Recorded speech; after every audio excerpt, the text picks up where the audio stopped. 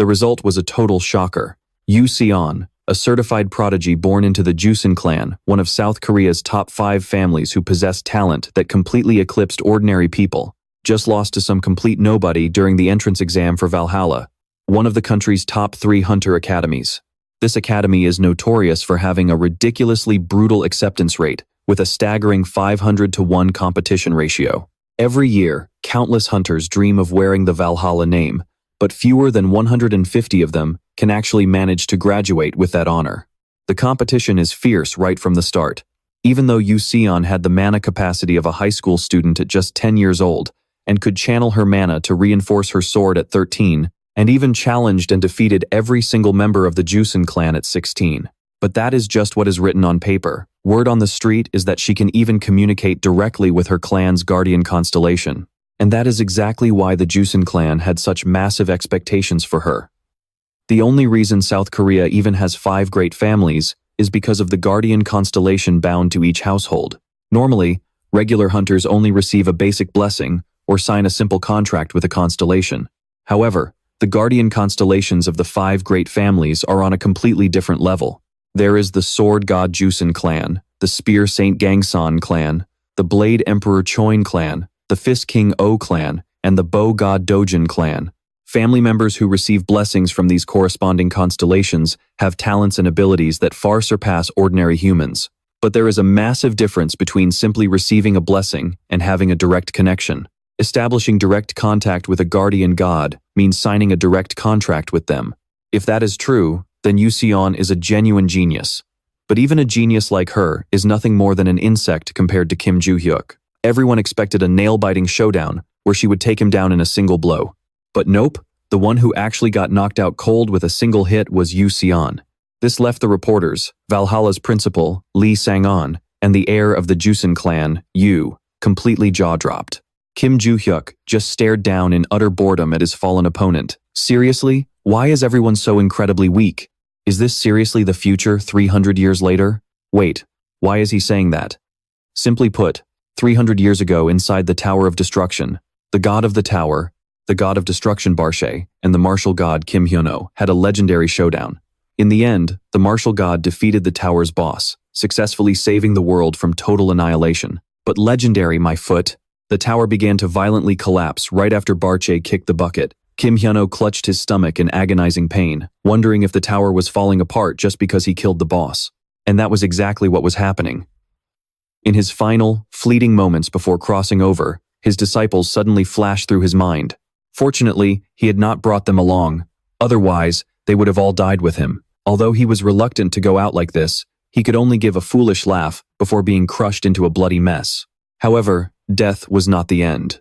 Kim Hyuno woke up reincarnated in the body of a 17-year-old, 300 years after the collapse of the Tower of Destruction. Honestly, he was just incredibly grateful to have a second chance at life. The fact that his new body was much weaker and younger than when he was known as the legendary martial god did not bother him one bit. He believed that as long as he trained hard, he could live a life of absolute luxury. Well, at least until that translucent screen popped up. And of course, just like an annoying shadow that refuses to leave a hunter alone, the notification window delivered the bad news. The Tower of Destruction would reappear in 5 years. Seeing that warning slap him right in the face made Kim Joo-hyuk absolutely furious. He silently cursed that damn bastard Barsh. If he had known this would happen, he would have tossed that piece of trash straight into some boiling lava. But there was nothing he could do about it now. He would just have to destroy the tower once and for all, and then live a life of comfort for the rest of his days. But getting to that easy life was going to be a long journey. According to the system's prompt, Kim Joo-hyuk could retrieve his weapon and memories on the 3rd floor, the 5th room on the right inside Valhalla. And that was the sole reason why he decided to enter this academy exam in the first place. Soon, the 4th day of the top 10 tournament kicked off. This time, Kim Joo-hyuk's opponent was the eldest son of the Oh-sung clan. This guy was not intellectual, nor was he good at scheming or martial arts. However, he did possess one exceptional talent: sheer physical strength. Oh-se could pull off physical feats that regular people could only dream of without mana.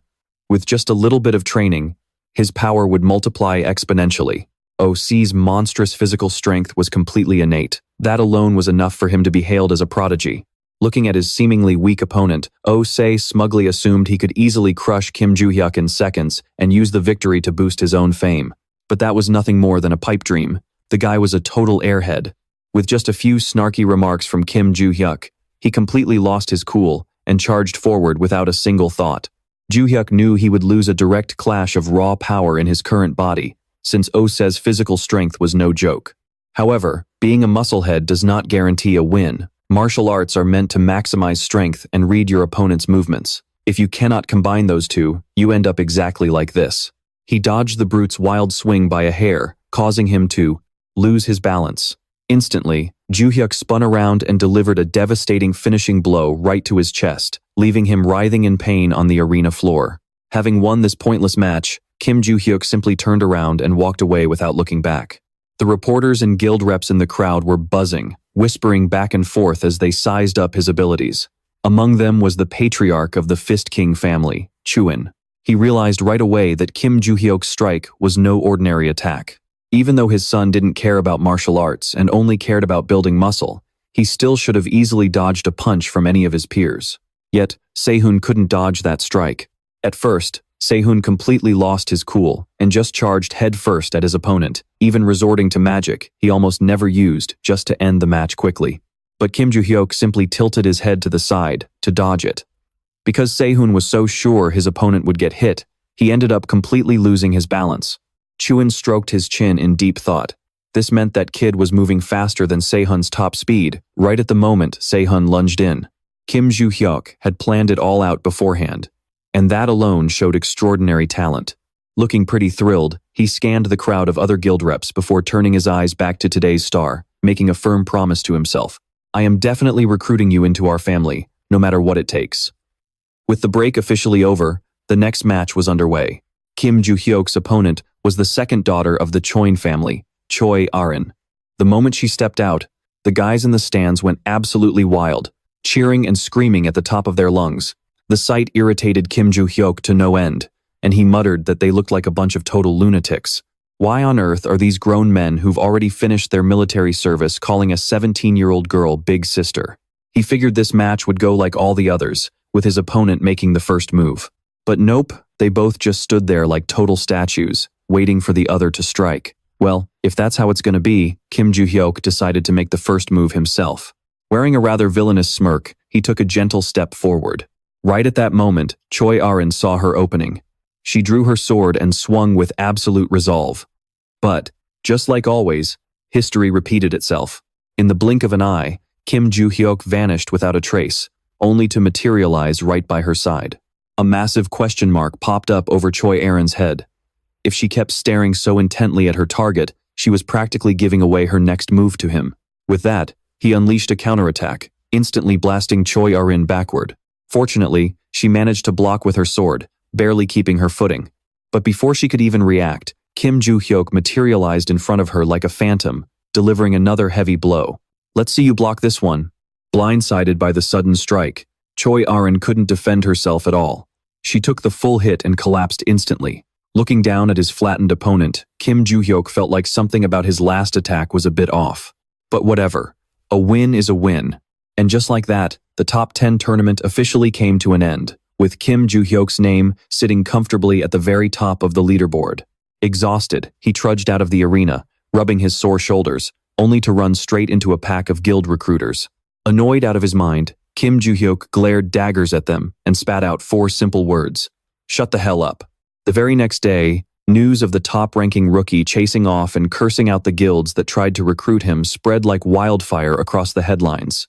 Comments from netizens flooded in, wondering if Kim Joo-hyuk was a total maniac or if he was some kind of villain. But regardless of the drama, our guy remained the center of attention and proudly entered Valhalla through his own sheer strength. The first order of business on orientation day was listening to the Academy flex its history, followed by speeches from the founding fathers. The top leaders of the Academy. Seeing Kim Joo-hyuk standing there yawning his head off made a few guys next to him instantly break a sweat. He wondered if he was standing out a bit too much today, but then again, maybe that was for the best. At least he wouldn't have to bother making friends with anyone. After what felt like an eternity of listening, the entrance ceremony finally dragged to an end. The students were randomly assigned to their classes. Inside the virtual combat simulation room, the leader of the Choin Guild, who was instructing Class 24, took one look at his roster and wondered if his days were numbered. Why on earth did the academy set up the classes like this? Wasn't this supposed to be random? Standing in front was So Yan from the Yin family, and right next to her was Choi Arin from the Choin family. The big guy in the middle was Se-hoon from the Owen family. How did three geniuses from the five great families end up in the exact same class? And on top of that, why was that bastard Kim Jo-hyuk here too? Though he was internally freaking out, he quickly regained his composure, introducing himself as their homeroom teacher and instructor, Kim Lee-gon. The moment the words left his mouth, he slammed a button on his keyboard. Suddenly, the room began to shake violently, and the entire class was teleported into a completely different dimension, where a horde of about 100 goblins and orcs materialized right outside. The monsters locked eyes on their prey and instantly lunged forward, but they were actually safe inside a magic barrier, meaning no physical attack from the outside could ever reach them. Kim Lee-gon called Kim Jo-hyuk over and asked if he could handle all these monsters by himself. But the instructor had a hidden agenda. He wanted to humiliate Kim Jo-hyuk and take him down a notch. After all, these students have only ever seen monsters in textbooks, never in real life. No wonder he's terrified. Stop pretending to think it over and just reject me. I'll make my move the moment he backs down, which is exactly what he wants. Kim Do-hyuk thinks it over for a moment, then lets out a sly smile. Seeing this, the instructor gets pissed off and bitterly tells Kim Do-hyuk to just get on with it. But our guy is no fool. Why should he do this on his very first day? He looks the man straight in the eye and asks what the reward is for passing this test. Kim Lee-hoon is stunned for a second, but then agrees to make a deal. All right, here is the deal. If you clear out all these monsters, I will grant you anything you want, within my power. Oh, now we are speaking the same language. It is a bit of a cheap offer, but it will do. Kim Do-hyuk agrees to the deal. Without giving the instructor a chance to ramble, he reaches out his hand and demands the sword behind him. After all, how is he supposed to fight these things empty-handed?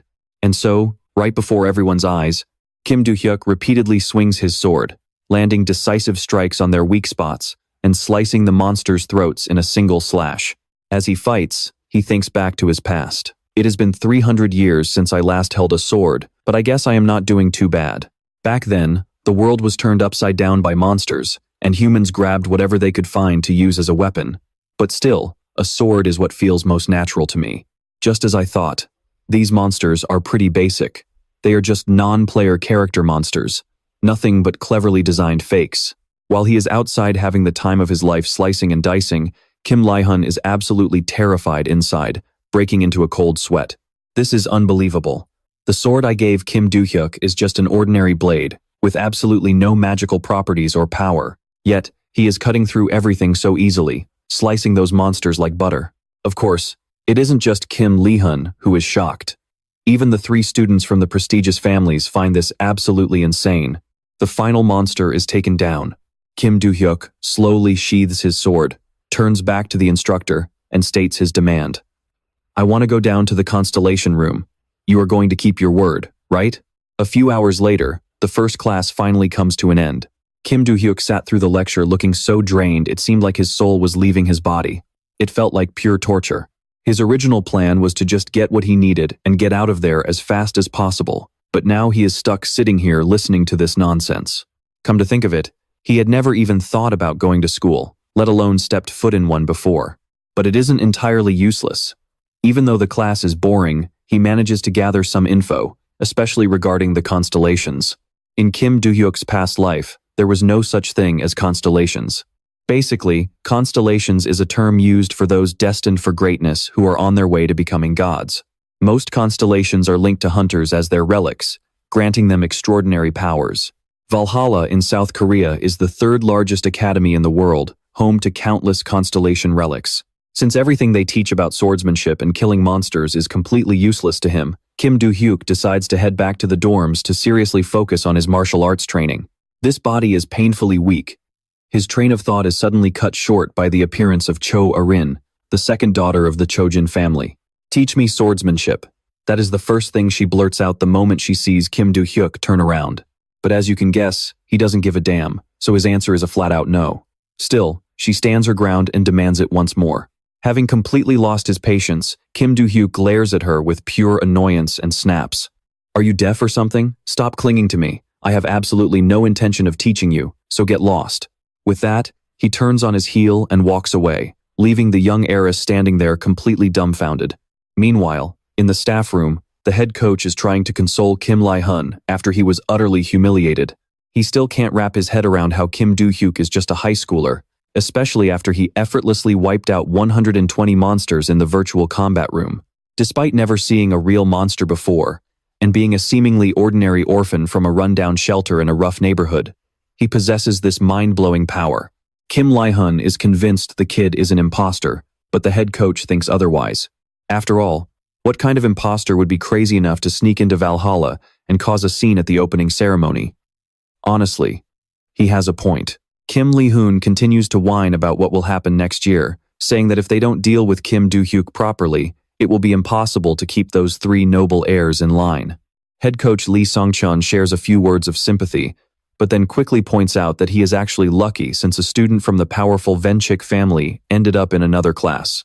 Only then does Kim Li-hun feel a bit relieved, realizing his situation is much better than the instructor next door. Rumor has it that Didi Venchik, a member of a branch family of the Venchik clan, was actually expelled for causing chaos at a British academy. The next day, our protagonist expects to live a quiet, normal school life, but drama seems to follow him wherever he goes, making him the center of attention once again. Just as he was daydreaming about a filthy rich future, trouble crashed right in front of him.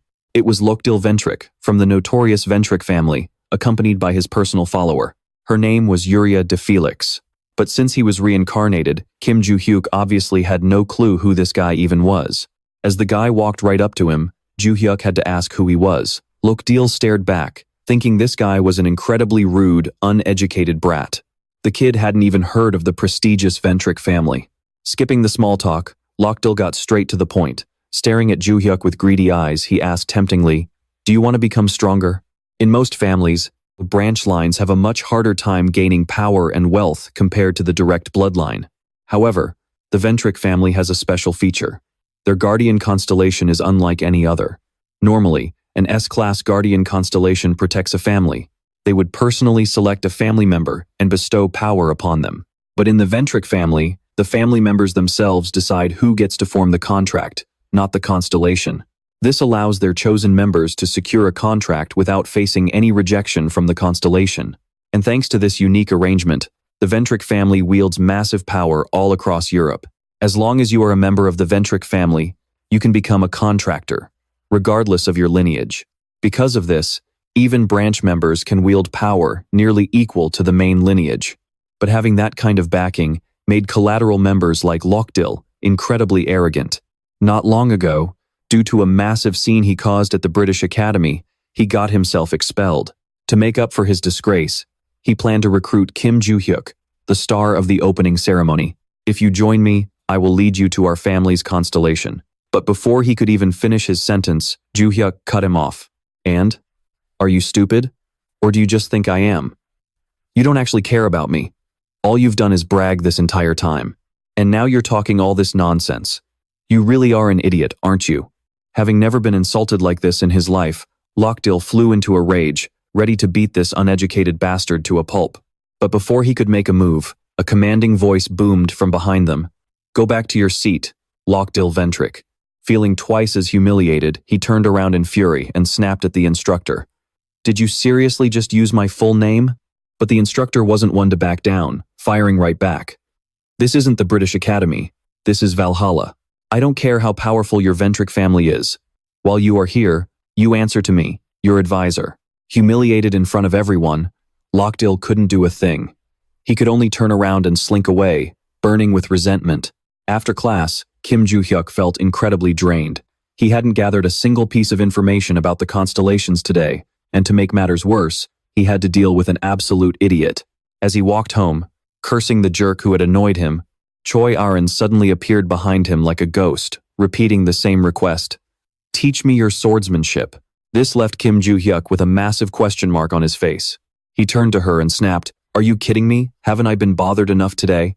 Meanwhile, in a luxury room at the Valhalla dormitory, Lokdil was absolutely losing it. Thrown into a blind rage after being humiliated in public by some random orphan, he was busy smashing all his furniture to pieces. He grabbed Yuria, slamming her to the floor.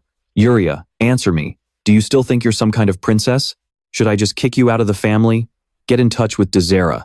There are a few pests who need to be dealt with. Also, that kid from the rising family in class 2. Tell Lorik I want to see him." At the same time, in Kim Joo-hyuk's room, even though it was quite late, he was still training hard. But before long, his body gave out, leaving him gasping for air. This body of his was an absolute piece of trash. "I can't even use mana anymore." Suddenly, Kim Joo-hyuk recalled his deal with Choi Arin. Just to get her off his back, he had jokingly demanded 10 million won for a single lesson. He expected Choi Arin to back down, but he was dead wrong. She had more money than she knew what to do with. She immediately asked for his account number and transferred the cash. A whopping 100 million won landed in his account instantly, but Kim Joo-hyuk still refused to accept it. Flash of a bright smile, he said, "No way, I'm still not teaching you." To be honest, he was genuinely shocked that a student like her could instantly transfer 100 million won, just like that. Stroking his chin, Kim Joo-hyuk fell deep into thought. If I teach her, I don't even have to reveal my secrets, and that is a massive amount of cash. Whatever, it's just money. I can earn it myself anyway, even if my mana is pitifully low. With that, he packed his gear and got ready for a multi-million-dollar adventure, saying, "All right, let's find that secret vault." Before entering this academy, he had scouted the area, but most of the records hidden 300 years ago had already been destroyed. According to his research, there were still at least 4 records left, and he was certain they were hidden on Valhalla's mountain. As he already knew, their exact locations could be tracked down, using the reaction from his magic stone to track them down. So, Kim Joo-hyuk strained with every ounce of his strength to find them, squeezing out the tiny bit of mana he had left. Ta-da! Thanks to all that effort, he actually found them. A glowing light burst through the ground. Kim Joo-hyuk frantically started digging, swearing at his pathetic, weak body the entire time. If he knew he'd have to struggle this much, he would have buried it a lot shallower. Besides, if it wasn't for that Tower of Destruction 300 years ago, he wouldn't be suffering like this right now. Back then, a world on the brink of ruin had absolutely no room for his massive pile of treasure. So, Kim Joo-hyuk recorded the locations and buried everything.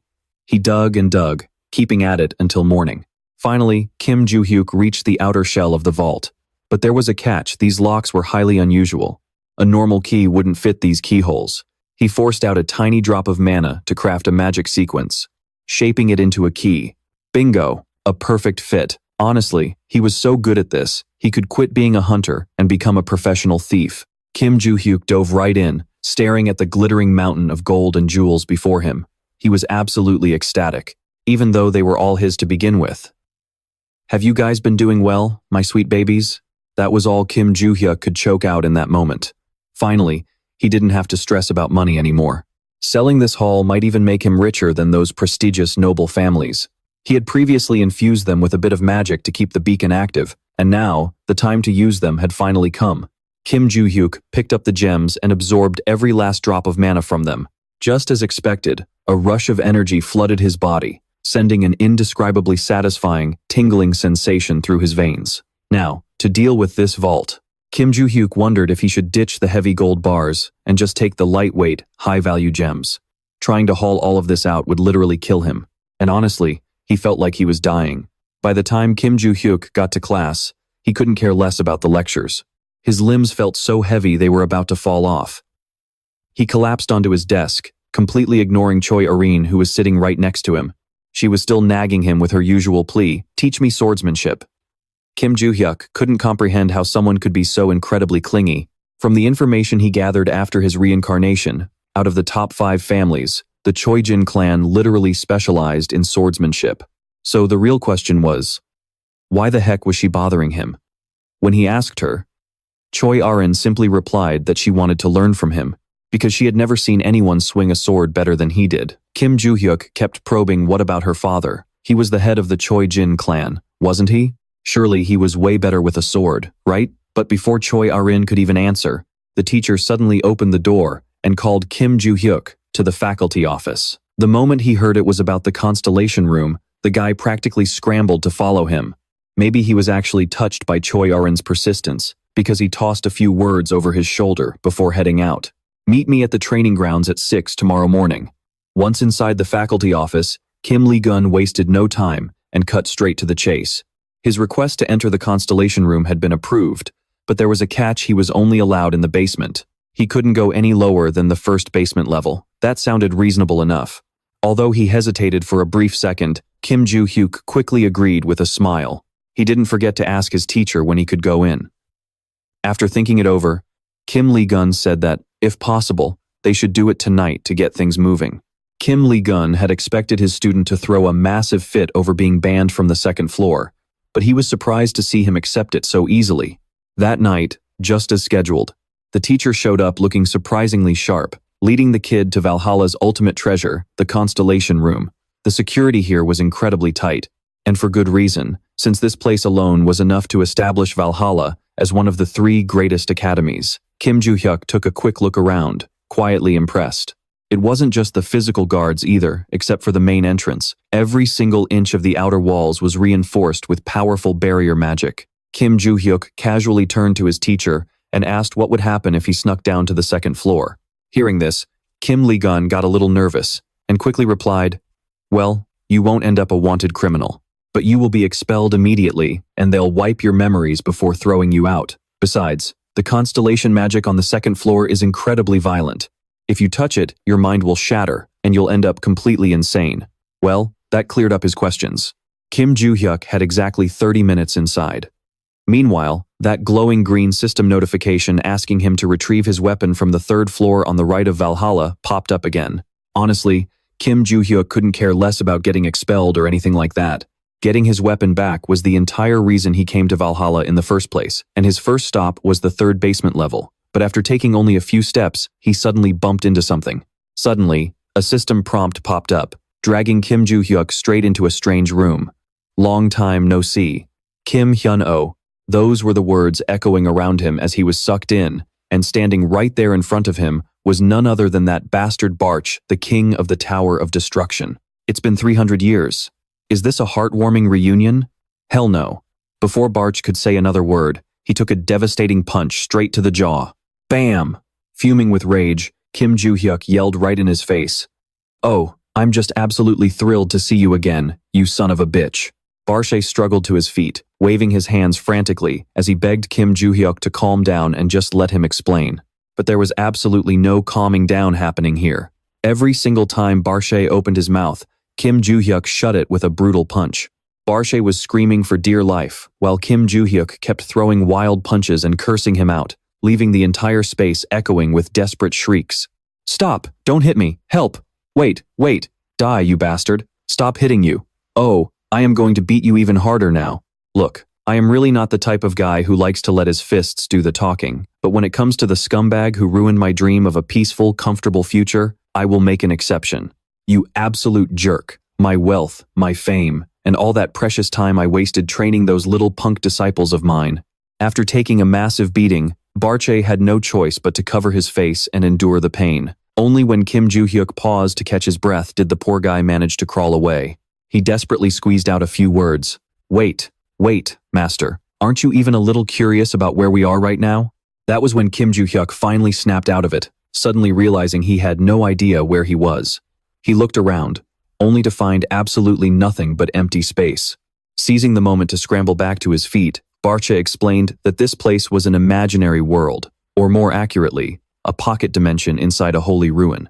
And the physical body Kim Joo-hyuk was currently looking at was just a projected avatar created within this imaginary realm.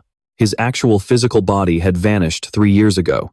A massive question mark popped up in Kim Joo-hyuk's head as he asked in confusion, "Wait, are you telling me you have been trapped inside this holy ruin all this time?"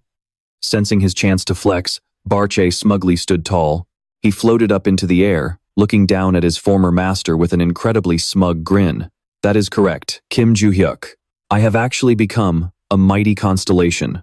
"Oh, so you think being a constellation makes you hot stuff?" Kim Joo-hyuk immediately snatched him out of the air and started beating him senseless again, unable to stand his annoying attitude.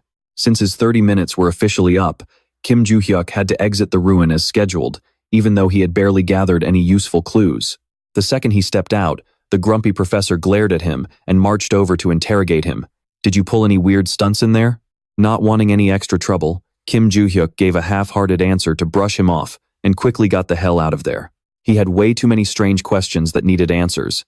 Back in the ruin, after beating Barch half to death, he had finally calmed down enough to have a civilized, polite conversation, using his fists to gently persuade the guy to spill everything he knew. Barche was practically crying tears of blood, his face completely swollen from the beating, as he sobbed, "Ever since you killed me, Master, I have been trapped inside this thing and I did not even have a shred of my power left. I only got my memories back when a system notification popped up, telling me to contact the reincarnated Kim Joo-hyuk. That is how I realized someone highly suspicious was pulling the strings. I cannot help but wonder if this is the work of the same person who forced me to become the master of the Tower of Destruction in the first place." Kim Joo-hyuk pressed him for the identity of the person who had turned him into the Tower Master, but it seemed Barch was completely in the dark too. All of his memories regarding that incident had been completely wiped clean. After finishing his explanation, Barch had turned the question back on Kim Joo-hyuk, asking what his own system notification had said. The young man recalled that blue holographic screen. It had instructed him to find his weapon and recover his memories, but the text below that was totally unreadable. It was completely blocked out by glitchy squares, but honestly, Kim Joo-hyuk could not even think of any memories he was missing. He still remembered everything from his time at the tower perfectly. Barche pointed a finger forward, trying to break it down for him. "Well, maybe those memories just have not loaded back into your brain yet, Master. Since you already found your weapon, those memories should start unlocking automatically." The more Kim Joo-hyuk listened to his former disciple, the more bizarre and surreal this whole thing sounded. "What weapon are you talking about? I have not found a single weapon." Seeing his master still struggling to connect the dots, Barche sighed and kept explaining. "Exactly. This pocket dimension is located inside the spiritual realm of your original weapon, which has now become the holy relic known as Chongjom. I only became a constellation because I was chosen to use this holy relic." Hearing this, Kim Joo-hyuk felt his blood pressure instantly skyrocket. He lunged forward and gave the kid another good thrashing just to let off some steam. At this point, Kim Joo-hyuk finally had a rough idea of what was going on. Barche used to be his disciple, but some mysterious force turned him into the boss of the tower, forcing Kim Joo-hyuk to kill him to save the world. Now, he was resurrected as well, spending the last 300 years as a lingering soul inside Kim Joo-hyuk's old sword. And to top it all off, his legendary weapon. Chongjom had somehow become a holy relic, and it even housed a literal constellation inside it. What an absolute mess of a situation. Kim Joo-hyuk's first instinct was to just smash it and walk away, but even in its weakened state, the weapon was still strong enough to contain the power of Barche. He was the notorious Ruin King, so Kim Joo-hyuk figured he might as well keep the sword around for temporary use. Besides, he guessed that only the owner of Chongjom would be able to see the system notifications that popped up. Just as his head was about to explode from this overwhelming information overload, his train of thought was suddenly derailed by a group of punks standing right in front of him. A smug blonde guy, clearly trying to act like a big-shot gang leader, cracked his knuckles menacingly as he stepped forward. "Yo, you are that punk who got first place at the opening ceremony, Kim Joo-hyuk, right? Your upperclassman is standing right in front of you, and you are not even going to say hello?" This loudmouth was the eldest son of the Sunrise family, Lorik Sunrise, a second-year student at Valhalla Academy. He probably thought he could scare the freshmen, but he picked the wrong target. Kim Joo-hyuk did not give a single damn and instantly fired back. "An upperclassman? Do bullies like you even deserve respect?" Infuriated by the freshman's disrespect, one of Lorik's hot-headed lackeys stepped forward with a spear, eager to teach the kid a lesson. "Listen up, rookie. Let me show you the difference between a first year and a second year." But before he could even finish his sentence, a brutal kick slammed right into his stomach. Kim Joo-hyuk looked down at them with absolute disdain, saying, "I do not like wasting my breath. I prefer letting my actions do the talking. Cut the crap and attack me already, you punk bastards." And just like that, without giving them a single second to strike, Kim Joo-hyuk charged straight at them. It was time to show them what a real beatdown felt like. One by one, they got punched and kicked until they were all left face down on the dirt. A few were still standing there, frozen like statues. Kim Joo-hyuk wasn't about to let them walk away empty-handed. He gave his Chongjom sword a casual spin, enjoying how perfect it felt in his hand. "Come on, get over here. This is going to be fun. If you just stand there like a coward, I'm going to crush your skull." 3 hours earlier, Lork Sunrise, the eldest son of the Sunrise family and a second-year student at Valhalla Academy, was called over by Rocken Ventric, who asked him for a favor. Specifically, he wanted Lork to take care of a freshman, and in exchange, he'd get a reward that could greatly benefit the Sunrise family. Rocken agreed to let him use weapons, promising that he would be the one to clean up the aftermath. Such a simple request with such huge benefits, Lork accepted in a heartbeat. He figured that even if the target was the #1 freshman, it wouldn't make a difference. A freshman is just a freshman, after all. There was no way they could stand a chance against a second year. That's because students at Valhalla only visit the Constellation Room during their second semester of freshman year to sign a contract with one of the constellations. Once they sign the contract, they become contractors. As contractors, they can tap into the power of the constellation they've partnered with. Based on his research, Lork was highly confident that Kim Joo-hyuk came from an ordinary family with no guardian constellation. He thought it would be an easy win and that he could effortlessly take him down. At least, that was what Lork believed before he got here. But now, he finally understood exactly what kind of monster he was dealing with. Lork was absolutely terrified, but tried not to show it, though he was shaking in his boots as Kim Joo-hyuk walked toward him. What kind of bizarre swordsmanship was this? It looked like he barely put any effort into his swings, yet his opponents were hit with devastating force. Countless questions raced through his mind, but since his pride wouldn't let him back down, he forced himself to act tough. Meanwhile, his lackeys stood frozen behind him, hesitating on whether they should charge in or not. He couldn't afford to lose this embarrassingly. Disregarding the consequences, Lork screamed at his lackeys to attack. "What are you scared of?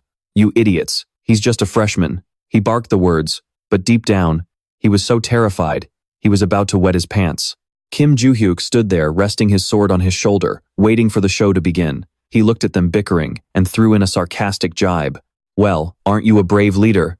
Whoever stays still gets beaten first." Before the words even finished leaving his mouth, he materialized right in front of Lork, shoved his sword into his stomach, and unleashed a powerful strike. The impact knocked Lork out cold instantly.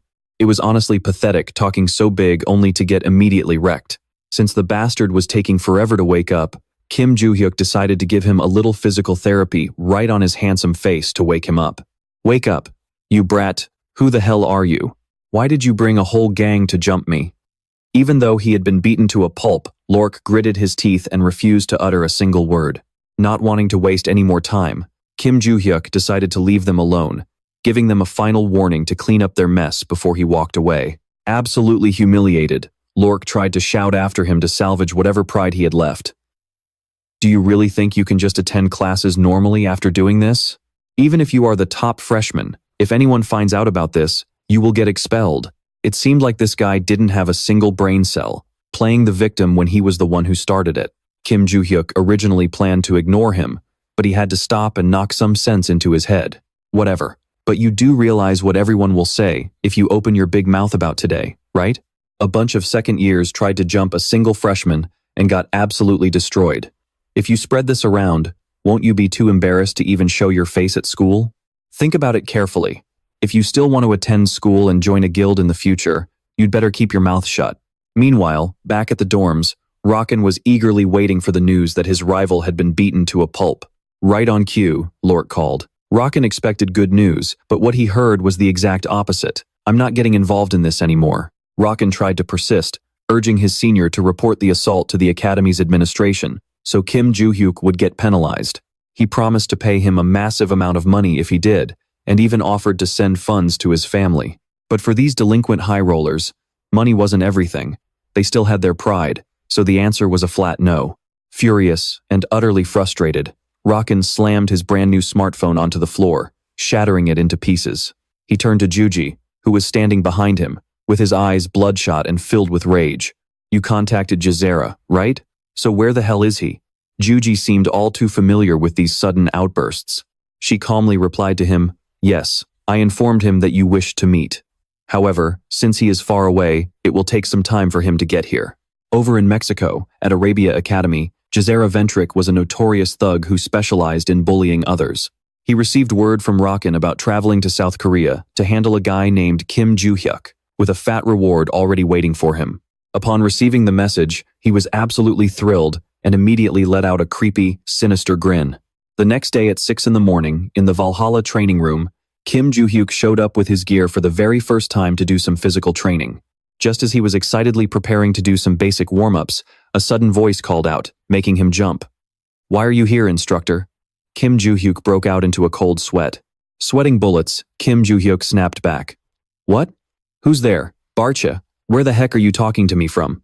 Oh, so it was just his little underling hiding inside the sealed sword. Kim Joo-hyuk immediately lost his temper and gave him a massive scolding. "I'm honestly surprised you managed to sneak out of there. Maybe I need to beat you to a pulp and lock you right back in." Scared out of his mind by his master, Barcha quickly promised he wouldn't cause any trouble, revealing that he had already left a replica of the sword behind. Kim Joo-hyuk was actually pretty curious about how he made that copy. Barcha explained that ever since he woke up, he had lost all his power, but gained this special ability in return. Though to be fair, even Barcha had no idea why he had it. But right as they were questioning it, Arin suddenly showed up. She had come exactly as promised to get some swordsmanship training from Kim Joo-hyuk. However, our main guy told her they weren't going to start with the sword just yet. The absolute most important step first was to build up her physical stamina, starting with exercise number 1, a basic warm-up. He explained that by boosting her stamina, her body would absorb way more mana, making it a breeze to control it however she wanted. Watching her, Kim Joo-hyuk couldn't help but find the training methods of today's kids incredibly bizarre. They poured all their effort into mana control before even building a decent physical foundation. And the girl Erin over there was no exception. Even though she had a massive pool of mana, her actual combat skills were barely on par with a total beginner who had just picked up a sword. And just like a real coach, Kim Joo-hyuk kicked off their lessons where theory was completely out the window, and hardcore physical training was the main event. That very same morning, Kim Joo-hyuk's class had to sit through a little written pop quiz. The test was proctored by Valhalla's senior instructor, Lilia, and focused entirely on monsters from other worlds. She had previously told the class to research this on their own, so now was the time to test their actual knowledge on how to deal with each type of beast. Everyone quickly scribbled down their answers and finished up, even though this little quiz wouldn't affect their final grades. But because it would determine if they could advance to the next class, everyone was still sweating bullets. Well, except for Kim Joo-hyuk, who did something so utterly ridiculous that even Barcha gasped in pure shock. "Master, are you absolutely sure you should write that down?" Meanwhile, in the first-year staff room, the teacher was looking over the tests and feeling pretty satisfied. Lilia even confidently bragged to teacher Kim Ijin that, just as expected, the kids from the 5 great noble families did exceptionally well. But that was literally 1 second before disaster struck. The poor male teacher didn't even get to finish his sip of coffee before spitting it all out. Kim Joo-hyuk, how dare he call this trash an actual answer? Furious, the teacher crumpled up his paper and started ranting like crazy to Kim Ijin. "Not only is he completely lazy, but he is actively mocking my class. I am definitely not letting this slide. Next class, I'm going to shove this test right in his face and teach him a lesson he will never forget. That beast is definitely not easy to deal with." And wow, talk about holding a grudge.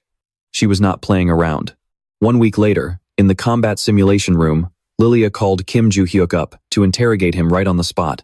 She shoved the paper with a giant fat 0 right in the young man's face and demanded to know if he actually took this test seriously. Kim Joo-hyuk was utterly clueless. Silently wondering if this lady had completely lost her mind, he confidently replied that he was dead serious when he wrote it. The teacher was boiling with rage, but tried to keep her composure. She asked, "First question, what is the best way to deal with a stone golem, and what exactly did you write?" Kim Joo-hyuk kept a completely deadpan face and casually replied, "Just stab it in the stomach." She continued, "And the second question, when you see 8 goblins rushing at you in the forest, write down your next move." Without missing a beat, Kim Joo-hyuk grabbed his test and read it out loud. "Starting with the first one charging at you, stab them one by one and send them straight to hell." The teacher was absolutely seething but couldn't even find the words to argue. After a brief back and forth, she was simply too fed up to keep talking. So, she decided to give Kim Joo-hyuk a chance to prove his ridiculous answers right then and there. "If you can actually take down this beast exactly like you wrote in your test, I'll regrade your paper." She thought this would scare him into begging for mercy. But nope. Kim Joo-hyuk just casually walked over to the weapon rack, grabbed a random sword, and headed straight for the stone golem. The beast raised its massive arm to strike, but the very next second, it let out a gut-wrenching roar of absolute pain. His sword had pierced straight through its stomach, and within a matter of seconds, the stone golem completely dissolved into nothingness. Kim Joo-hyuk turned back to the dumbfounded crowd with a totally casual look on his face. See? Just stab it in the stomach. Easy. The students watching were completely frozen in shock. Did this guy seriously just take down a stone golem with a basic sword and zero magic? After witnessing that mind-blowing display, the teacher's arrogant attitude completely evaporated as she quietly asked how he even did that. Kim Joo-hyuk looked at her like she was an idiot and replied, "Did you not just watch me? You literally just stab it once in the stomach." Hearing his incredibly sassy response, Lilia found it completely absurd. She thought to herself that taking down a stone golem with a regular sword would require at least grade A gear. Just when he thought he was done, the teacher wanted to test his second answer, immediately warping Kim Joo-hyuk to a completely different stage. Before he could even get his bearings, a bunch of green goblins, or rather, just plain old goblins, instantly spawned right in front of him. A pack of berserker goblins has suddenly appeared right in front of him. This horde is definitely not going to be an easy one to handle. If he makes one wrong move, the ones in front will trigger their battle roar, and the rest of the goblins will swarm him all at once. Normally, high-tier mages would wipe them all out in a single shot, or people would choose to run away instead of facing them head-on. But that's for normal people. For Kim Joo-hyuk, that is not an option. He doesn't care how many there are or what their fighting style is. He simply grips his sword and charges straight at the very first one. With a brutal downward slash, he drives his blade straight through its head. As the second beast roars, it instantly takes a sword right to the throat, and one by one, they all meet their grim end. Kim Joo-hyuk turns to the teacher and asks with absolute confidence, "I got the second question right too, didn't I?" At this point, the teacher is completely speechless, unable to utter a single word. The next day, as usual, Kim Joo-hyuk drags Erin to the training room to build up her physical strength. Even though she pushes herself to her absolute limit, she still can't keep up, collapsing onto the floor and gasping for air. Kim Joo-hyuk asks her out of curiosity, "Don't you normally train? Why are you wheezing like you're on your deathbed? How are you supposed to fight monsters like this?" Exhausted, Erin tries to explain that she can cast spells by borrowing power from her guardian constellations. Just as Kim Joo-hyuk figured, instead of physical training, they have been focusing entirely on magical abilities ever since they started relying on constellations. They didn't think they would ever need physical strength, believing everything would be fine as long as they could borrow enough power. However, the risks are far too high. What happens if they get trapped in a maze or a dungeon where magic is banned? Or, what if they run out of mana during a prolonged battle? And what if their guardian constellations refuse to grant them power? There are just too many variables. Kim Joo-hyuk then lets Erin take a break while he stays to do another round of training. Once the beautiful girl leaves, Sang-cheol finally works up the courage to chime in and ask why his master is helping her train. Well, it turns out she was nagging him so much it gave him a headache, which is the only reason he agreed. While they are chatting, he glances to the side. The muscle-obsessed Soo-kyun is also there, and it looks like he has already gotten a solid workout in. Watching Soo-kyun walk away, Kim Joo-hyuk quietly notes that he seems a lot smarter than the crowd who only care about magic. Then, he wonders what those mysterious constellations are actually up to right now. Sang-cheol can only reply that he has no clue, since he honestly doesn't know. Not wanting to get punched, the sidekick quickly adds, "Master, if we complete the new quest on the system, maybe we can find out more about them?" That reminds him. Kim Joo-hyuk quickly pulls up that damn system window to check, and indeed, it shows a bit of new information. It says he needs to go to the Valhalla Great Forest, the home of Myorona, to complete the quest. It sounds familiar, but is actually his first time seeing it. The Great Forest is the final field trip location for the first semester. If not for this annoying quest, Kim Joo-hyuk would have headed there right after recovering his strength. But now, it looks like he just has to suck it up and wait until then. No matter how stupid he might be, he realizes he can't get expelled from the academy until the quest is complete. His secret must remain safe. Meanwhile, over in London, United Kingdom, at the Bentrick Mansion, the vice head of the Bentrick family, Adelia sits regally in her chair, listening to her subordinates report about Jero being summoned to South Korea by Rockdill. Just hearing those names gives her a massive headache. Jero Bentrick, the ultimate troublemaker of the family and their worst thug. He used the Bentrick family name to stir up numerous scandals. At 19 years old, he killed 5 people from the British Academy over a simple argument. So, at 20 years old, his name was completely erased from the Bentrick family register.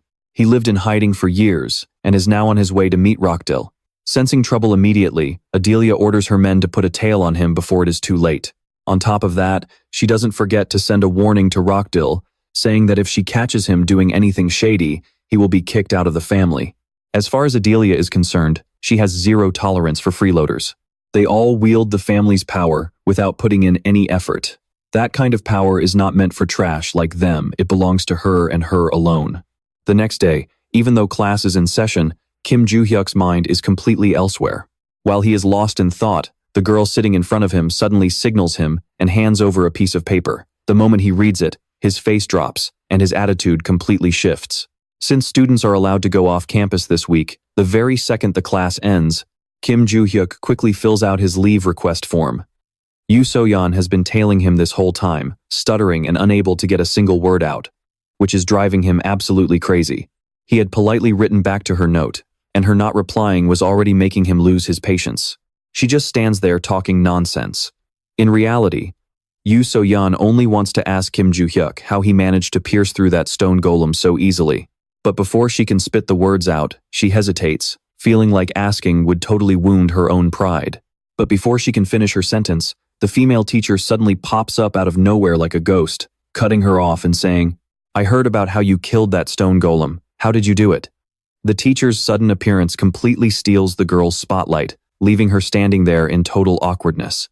On top of that, his instructor even tried to recruit Kim Do-hyuk as her assistant, promising him tons of special perks. Most notably, he'd get to study all kinds of different ways to take down monsters. Watching the two of them walk away, Yoo So-yeon could only weep in silence. Guess it's better not to ask. The next day, using the research he had done beforehand, Kim Do-hyuk hauled his pile of treasures over to a night market to cash them in. He chose the night market because he wanted to keep his identity hidden. Plus, similar goods were regularly sold there anyway. The only reason this illegal market is still standing is because its creator is a guardian constellation known as the Shrouded Sovereign. Since it's backed and actively run by a literal god, high-level players openly use it all the time without a care. Even though it's totally illegal, the government has shown zero signs of ever cracking down on it. That made it incredibly easy for him to find a way inside. Just as the online guide described, Kim Do-hyuk arrived at the scene in no time.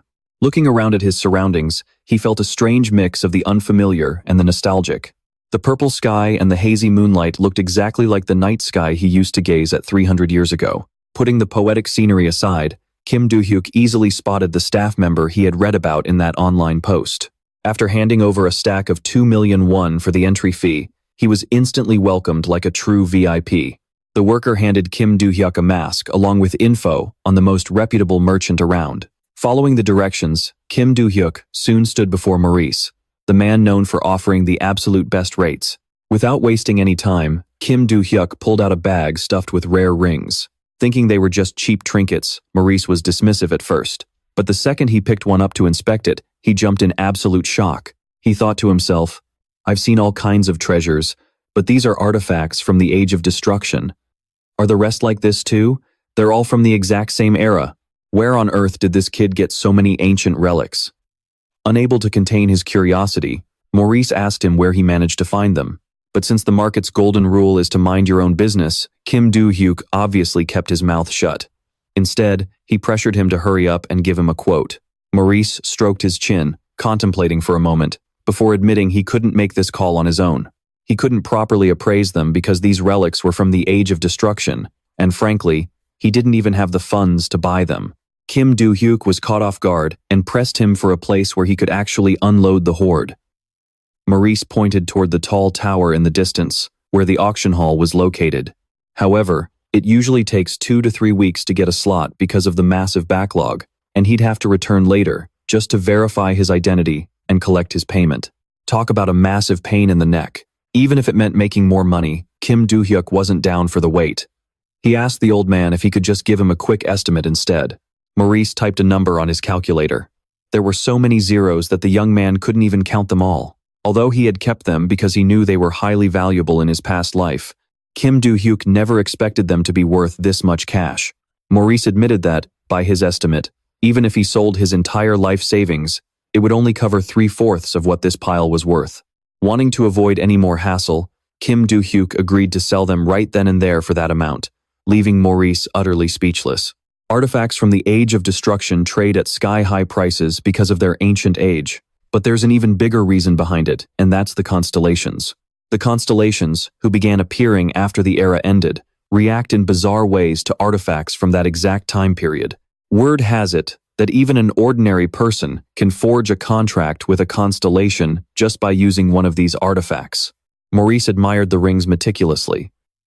Streams of mana flowed through the intricate designs, with magic still radiating from the ancient items. He felt incredibly lucky to have scored such a massive bargain for a mere fraction of their true worth. Just then, someone suddenly materialized out of nowhere, catching Maurice completely off guard. Since Maurice had registered the items anonymously for auction, the owner of the market, Placast, came over in person to greet him. Glancing at the item in Maurice's hand, Placast gasped in amazement, saying that his guardian constellation desperately wanted that ring. After wrapping up the transaction, Kim Do-hyuk quickly headed home, absolutely over the moon as he looked at his bank account balance. No more financial worries from here on out. If he ever ran low, he could just grab some more from his private vault. After all, he still had tons of them left. Right at that moment, his phone rang. He picked up only to be hit with a non-stop barrage of words before he could even squeeze a syllable in. Turns out, it was his instructor, Lilia, inviting him out for lunch. Since he was already starving and the meal was free, he'd be an idiot to say no. But as the saying goes, there is no such thing as a free lunch. The instructor kept nagging him to become her teaching assistant, offering him all sorts of perks, like scholarships and heavy allowances. He'd get to co-author theses with her and get honored at the Monster Research Association, with fame and fortune surely following close behind. Most notably, he'd be allowed to leave the campus twice a week instead of just once a month. All this lecturing was giving him a massive headache, as none of these perks appealed to Kim Do-hyuk in the slightest. What he actually needed right now was to get into the eye of the Great Forest, and the only way to do that was during the first-year final evaluation. Even as an instructor, she wouldn't be able to help him get in early. Kim Do-hyuk flatly rejected his instructor, telling her straight up that he wouldn't be her assistant or co-author any papers, so she should stop dreaming. But she wasn't about to give up that easily. Lilia offered to share some info if he would just reveal a little about how he attacks different monsters. Intrigued, Kim Do-hyuk asked what kind of intel she had. He expected something good, but when it turned out to be just some gossip about Choi Aran, he completely lost interest. After eating his fill, Kim Do-hyuk stood right up to head out, but before leaving, he curiously asked the instructor why she was being so incredibly harsh on her students. They are just kids, yet she was teaching them with such extreme discipline. As if he had struck a nerve, Lilia launched into a long-winded explanation, but long story short, she believed that as an instructor of mythical beasts, it would be unacceptable for her to give anything less than her best. After all, monster attacks directly determine a student's survival rate. Since the academy students could not even remember basic attacks, she had no choice but to be tough on them. Hearing this, Kim Do-hyuk casually dropped a truth bomb, saying that was just her own personal ego speaking, before waving goodbye and walking out. Meanwhile, over at the private estate of the Choi-jin clan in Seyang, the clan leader, Choi Jun-seo, who ruled over the Choi family, summoned his eldest son, Choi Jin-gon, and second daughter, Choi Arin, to ask about their plans before they entered the upcoming classification test. Passing this test would grant them a shot at forming a contract using the sacred artifact, Cheonmondo.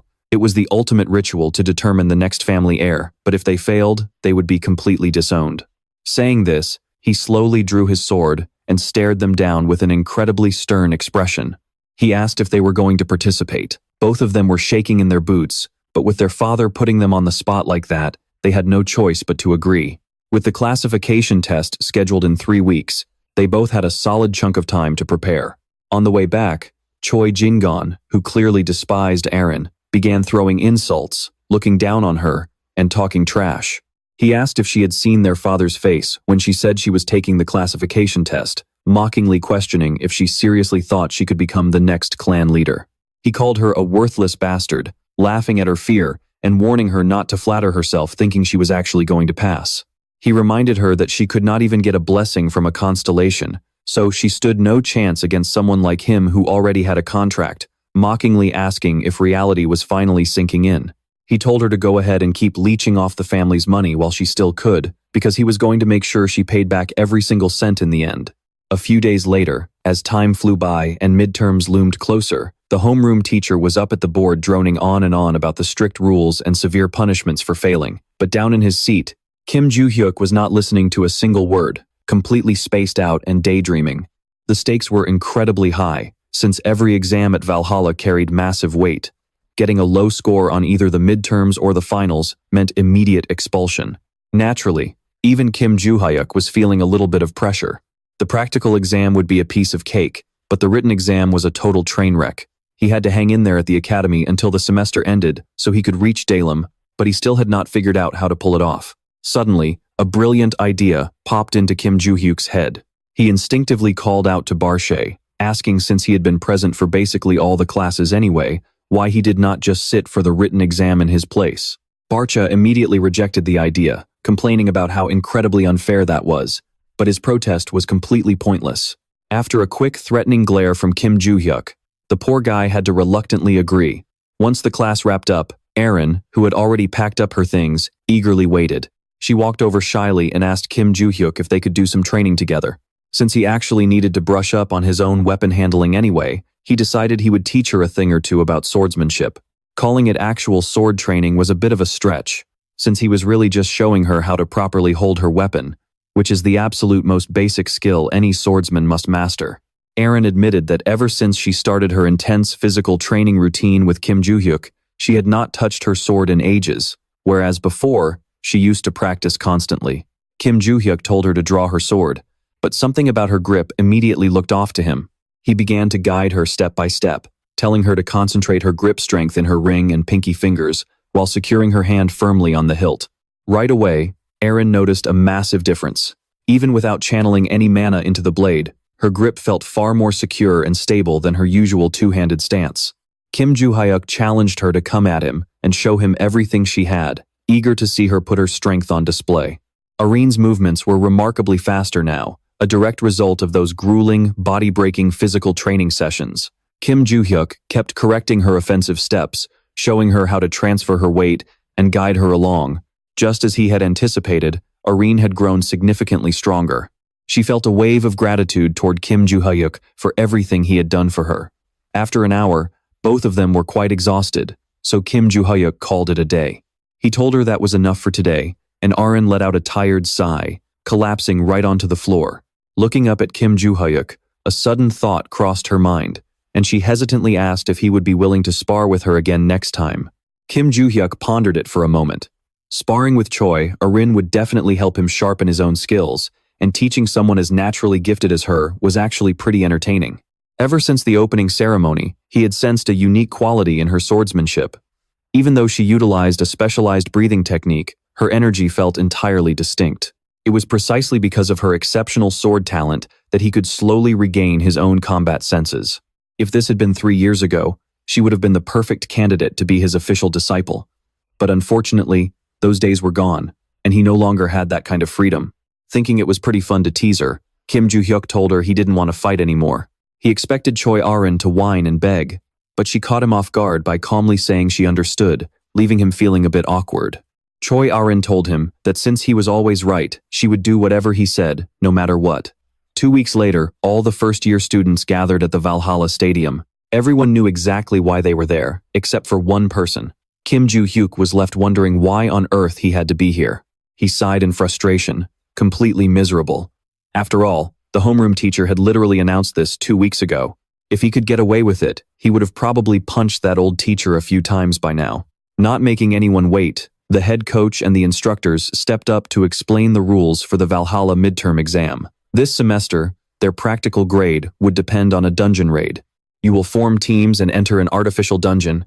You can team up with whoever you want. I believe 8 is the ideal size for a party, but you're free to adjust that number as you see fit. The academy will evaluate you solely on your contribution to the raid, and you will have a strict 5-hour time limit. If you fail to clear it within the time limit, you will be disqualified. The dungeon difficulty is set to F rank. Now, let the exam begin. The moment the announcement ended, the students scrambled in a panic to form their teams. The students from the 5 great clans had probably figured out the trick to the exam. As for the rest, some formed massive groups of 20, while others stuck to standard groups of 8. If the party isn't balanced well, it's bound to end in a disaster. Scoring begins the very second you step foot inside the dungeon. But while everyone else was busy pairing up, there was one exception. Kim Joo-hyuk decided to go in completely solo. To him, this whole thing was a walk in the park. But he wasn't the only one. Kim Joo-hyuk was pretty surprised to see Choi Arin standing right there instead of heading inside. Oh, apparently, she meant it when she said she would follow his lead from now on. Since he was going in alone, she was going to do the exact same thing. When the others saw her and invited her to join their party, Choi Arin coldly turned them down, saying, "Sorry, but I'm going solo. I can handle it." Kim Joo-hyuk said it's not even that hard. That was exactly what she told them before stepping inside. Meanwhile, in the Valhalla control room, the proctors were keeping a close, strict eye on the screens to grade the students. The grades were looking pretty harsh, mostly because the combat coach, Lee Song-chun, was the head proctor. In his younger days, he was known as the Dungeon Master, a legendary figure with a mind-blowing 99% dungeon clear rate. Because of that, he understood what it takes to clear a dungeon better than anyone else. No wonder he was handing out such brutal grades. Looking over the feeds, the old man seemed pretty impressed. There were quite a few talented kids this year, especially Yu Xian, who showed incredible combat prowess. She was playing it strictly by the book, handling every situation with absolute brilliance, positioning her teammates perfectly, and calling the shots to rack up points. On top of that, she managed her team flawlessly mid-battle to guarantee a successful clear. Yu Xian was exceptional. But unfortunately, she ran into Kim Joo-hyuk this year, which completely overshadowed her achievements. Speaking of Kim Joo-hyuk, the instructor decided to look up his progress. But strangely enough, nothing came up. Lee Song-chun wondered if the machine was malfunctioning. Shouldn't it show the status of every single student inside the dungeon? Something was definitely off here. He decided to pull up the list of students who had already completed the raid. Oh, there he was. Sure enough, Kim Joo-hyuk's name was right there at the very top. The instructor was completely flabbergasted. He couldn't believe his eyes. The guy went solo and cleared the whole thing in just 23 minutes and 32 seconds. This was absolutely unprecedented in the history of Valhalla. Still skeptical, the instructor quickly played back the security footage to see it for himself. One monster, two monsters, then a whole nest of them were sliced and diced by Kim Joo-hyuk without him missing a single strike. First, it was a swarm of goblins. Then a horde of orcs got completely shredded. In just a matter of minutes, he was already standing right in front of the boss. It was a massive golem, specially engineered for this midterm exam. Yet, Kim Joo-hyuk took it down with a single, effortless strike. His stats were so absurdly high, it looked like he was an entire 8-man party on his own. Watching the footage, Lee Sang-chun could only let out a helpless chuckle. It looked like first place for this exam was already locked in by Kim Joo-hyuk. The test wrapped up quickly after that, leaving some students celebrating, while others were practically limping out on crutches. Staring at the scoreboard, the homeroom teacher was utterly speechless. Seeing his reaction, the head coach spoke up. "I knew he would take first place, but I never expected him to solo the entire dungeon without a single scratch.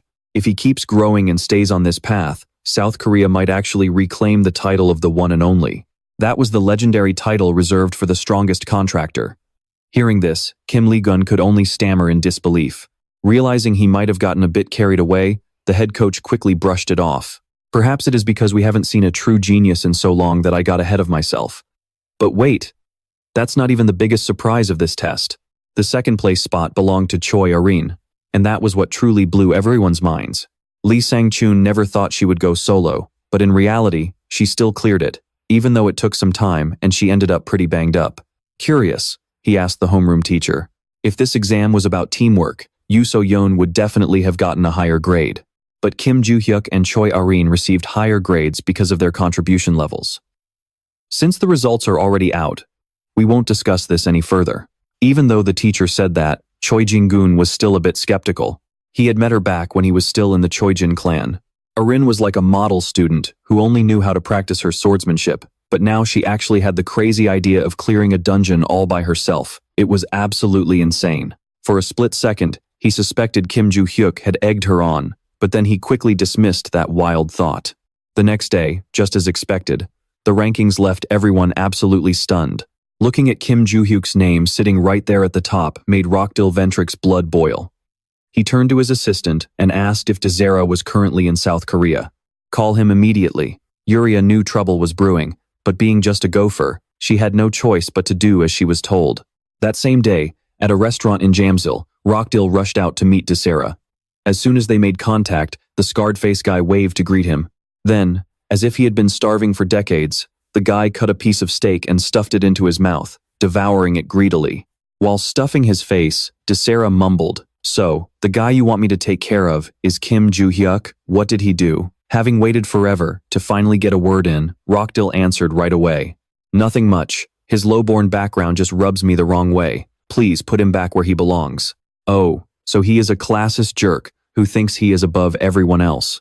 Desera tried to take another bite of his steak. He looked up and asked, "Can I just kill him?" Rockdill shrugged nonchalantly, saying it was up to him.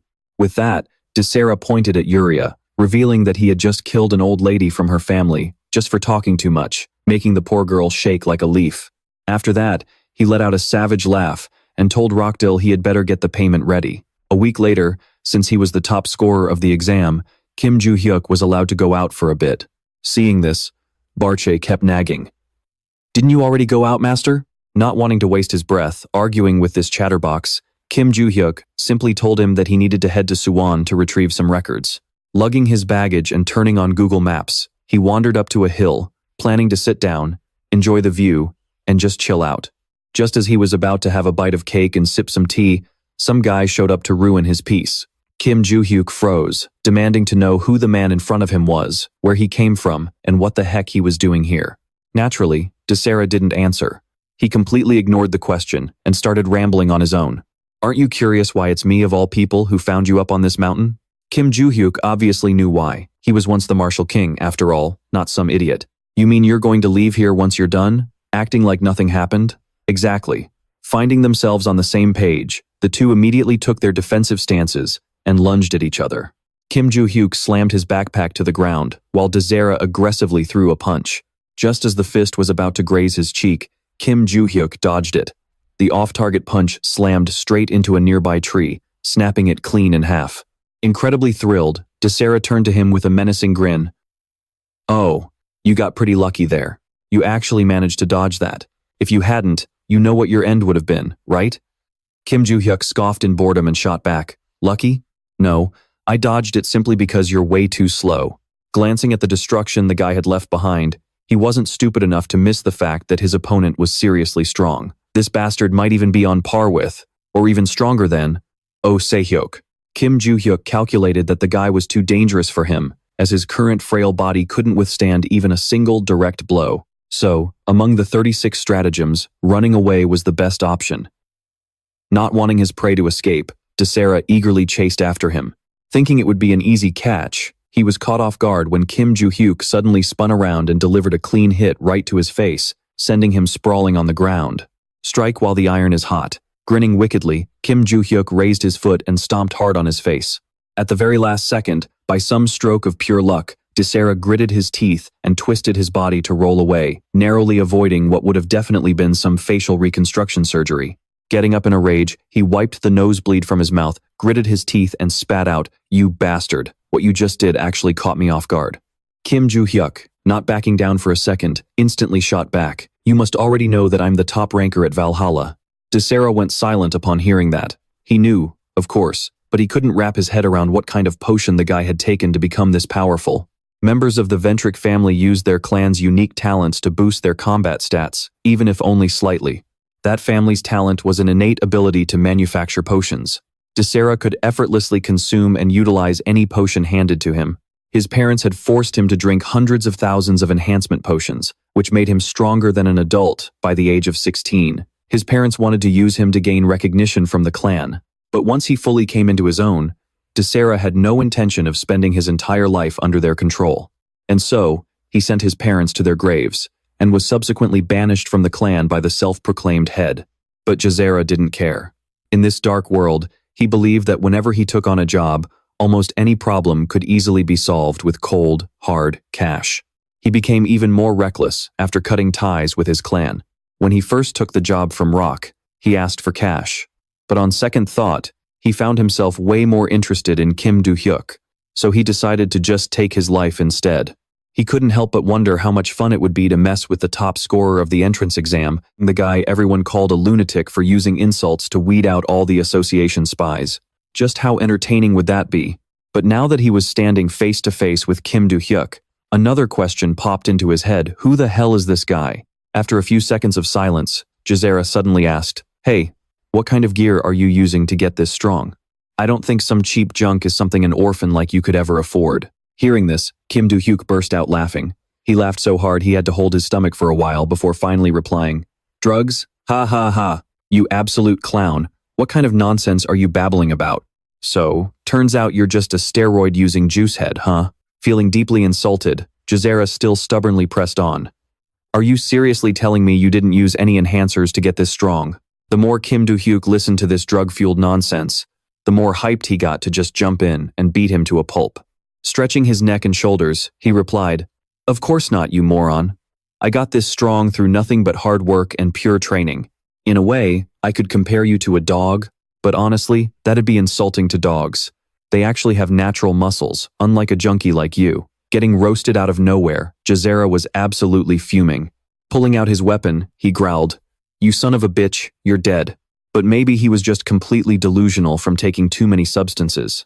Just as he pulled out his dagger and gathered his mana, getting ready to say something cool, before he could even open his mouth, he took a devastating blow right to the head. "You really think I just let you off that easy? Are you brain dead? What kind of idiot just stands around waiting for their opponent to power up?" As he beat the living daylights out of the guy, Do-hyuk kept trash-talking non-stop. His roasting game was a solid 10 out of 10, no doubt about it. Jazera raised his hands, desperately begging for mercy, but Do-hyuk was nowhere near finished. Leaning in close, Kim Do-hyuk grabbed him by the hair and gave a savage laugh. "Oh, you don't get to pass out yet. It's you brainless, drug-chugging idiot. I was actually going to let you go, but all you did was try to pick a fight with me. And since you promised to take care of me, there's no way I can just let you walk away. Besides, I've got a few questions for you, so grit your teeth." Staring at the massive fist right in front of his face, Jazera's blood pressure plummeted as he turned pale and screamed in sheer terror. "Play with fire and you're bound to get burned. This clown really thought he could swim with the sharks? Keep dreaming, buddy." Meanwhile, back at the Valhalla dormitory, Rock was eagerly waiting for some good news from his senior. He was absolutely certain that Kim Do-hyuk was a goner by now, completely clueless that the one who actually needed a coffin was Jazera. Gleefully, Rock called Julia to get the car ready so they could go clean up the corpse. Just then, his phone rang with a call from Jazera. Rock quickly snatched it up, answering with excitement. "Hey bro, did you take care of him already?" But the other end of the line went dead silent, followed by some painful groaning, and then a very familiar voice spoke up. "I bet you have absolutely no idea what's going on right now, do you? I can only imagine the look on your face. Let me translate what your buddy here is trying to say. If I don't make it, make sure to light 2 incense sticks for me. Just you wait, Rock Ventrich." Hearing those words, Rock's face went completely pale, and he hung up instantly, not giving Kim Do-hyuk a single second to say another word. Now, fear finally set in. He was terrified of his scheme being exposed, terrified of the massive wave of karma coming his way. At this rate, it was only a matter of time before word got back to the Ventrich clan. Rock held his head in silence, his mind already racing as he plotted another way to eliminate Kim Do-hyuk once and for all. He convinced himself that Do-hyuk was just a lowly commoner, so nothing serious would happen as long as he kept a low profile for a while. As for Kim Do-hyuk, after dealing with that absolute blockhead, he and his disciple packed their bags and continued their search for the ancient ruins. The more Bakro thought about it, the more confused he got, finally asking, "Master, did that guy you just beat up leave his brain at home? Why didn't you just finish him off?" Exhausted by his talkative disciple, Do-hyuk had no choice but to answer his question. If this were his past self, he would have taken that guy's head without hesitation. But right now, he was just a regular high school student. That made sense. Stroking his chin, Bakro continued to ponder. "By the way, there's something that's actually got me a bit worried. I'm talking about the magic that guy was releasing earlier. It felt strangely familiar. If he had unleashed just a bit more, I would have been able to confirm it for sure. But I've definitely encountered it before. Didn't you feel anything, Master?" "Oh, so that was magic." Kim Do-hyuk didn't feel a damn thing. Since he was never a demon anyway, he decided to just ignore it. Going back to what Jazera confessed after having a few of his fingers broken, Kim Do-hyuk looked down at him and asked in a low, gentle voice, "Hey, who sent you after me?" "Ah, right. I kind of dislocated your jaw, didn't I?" With that, he reached into the guy's mouth and snapped it back into place.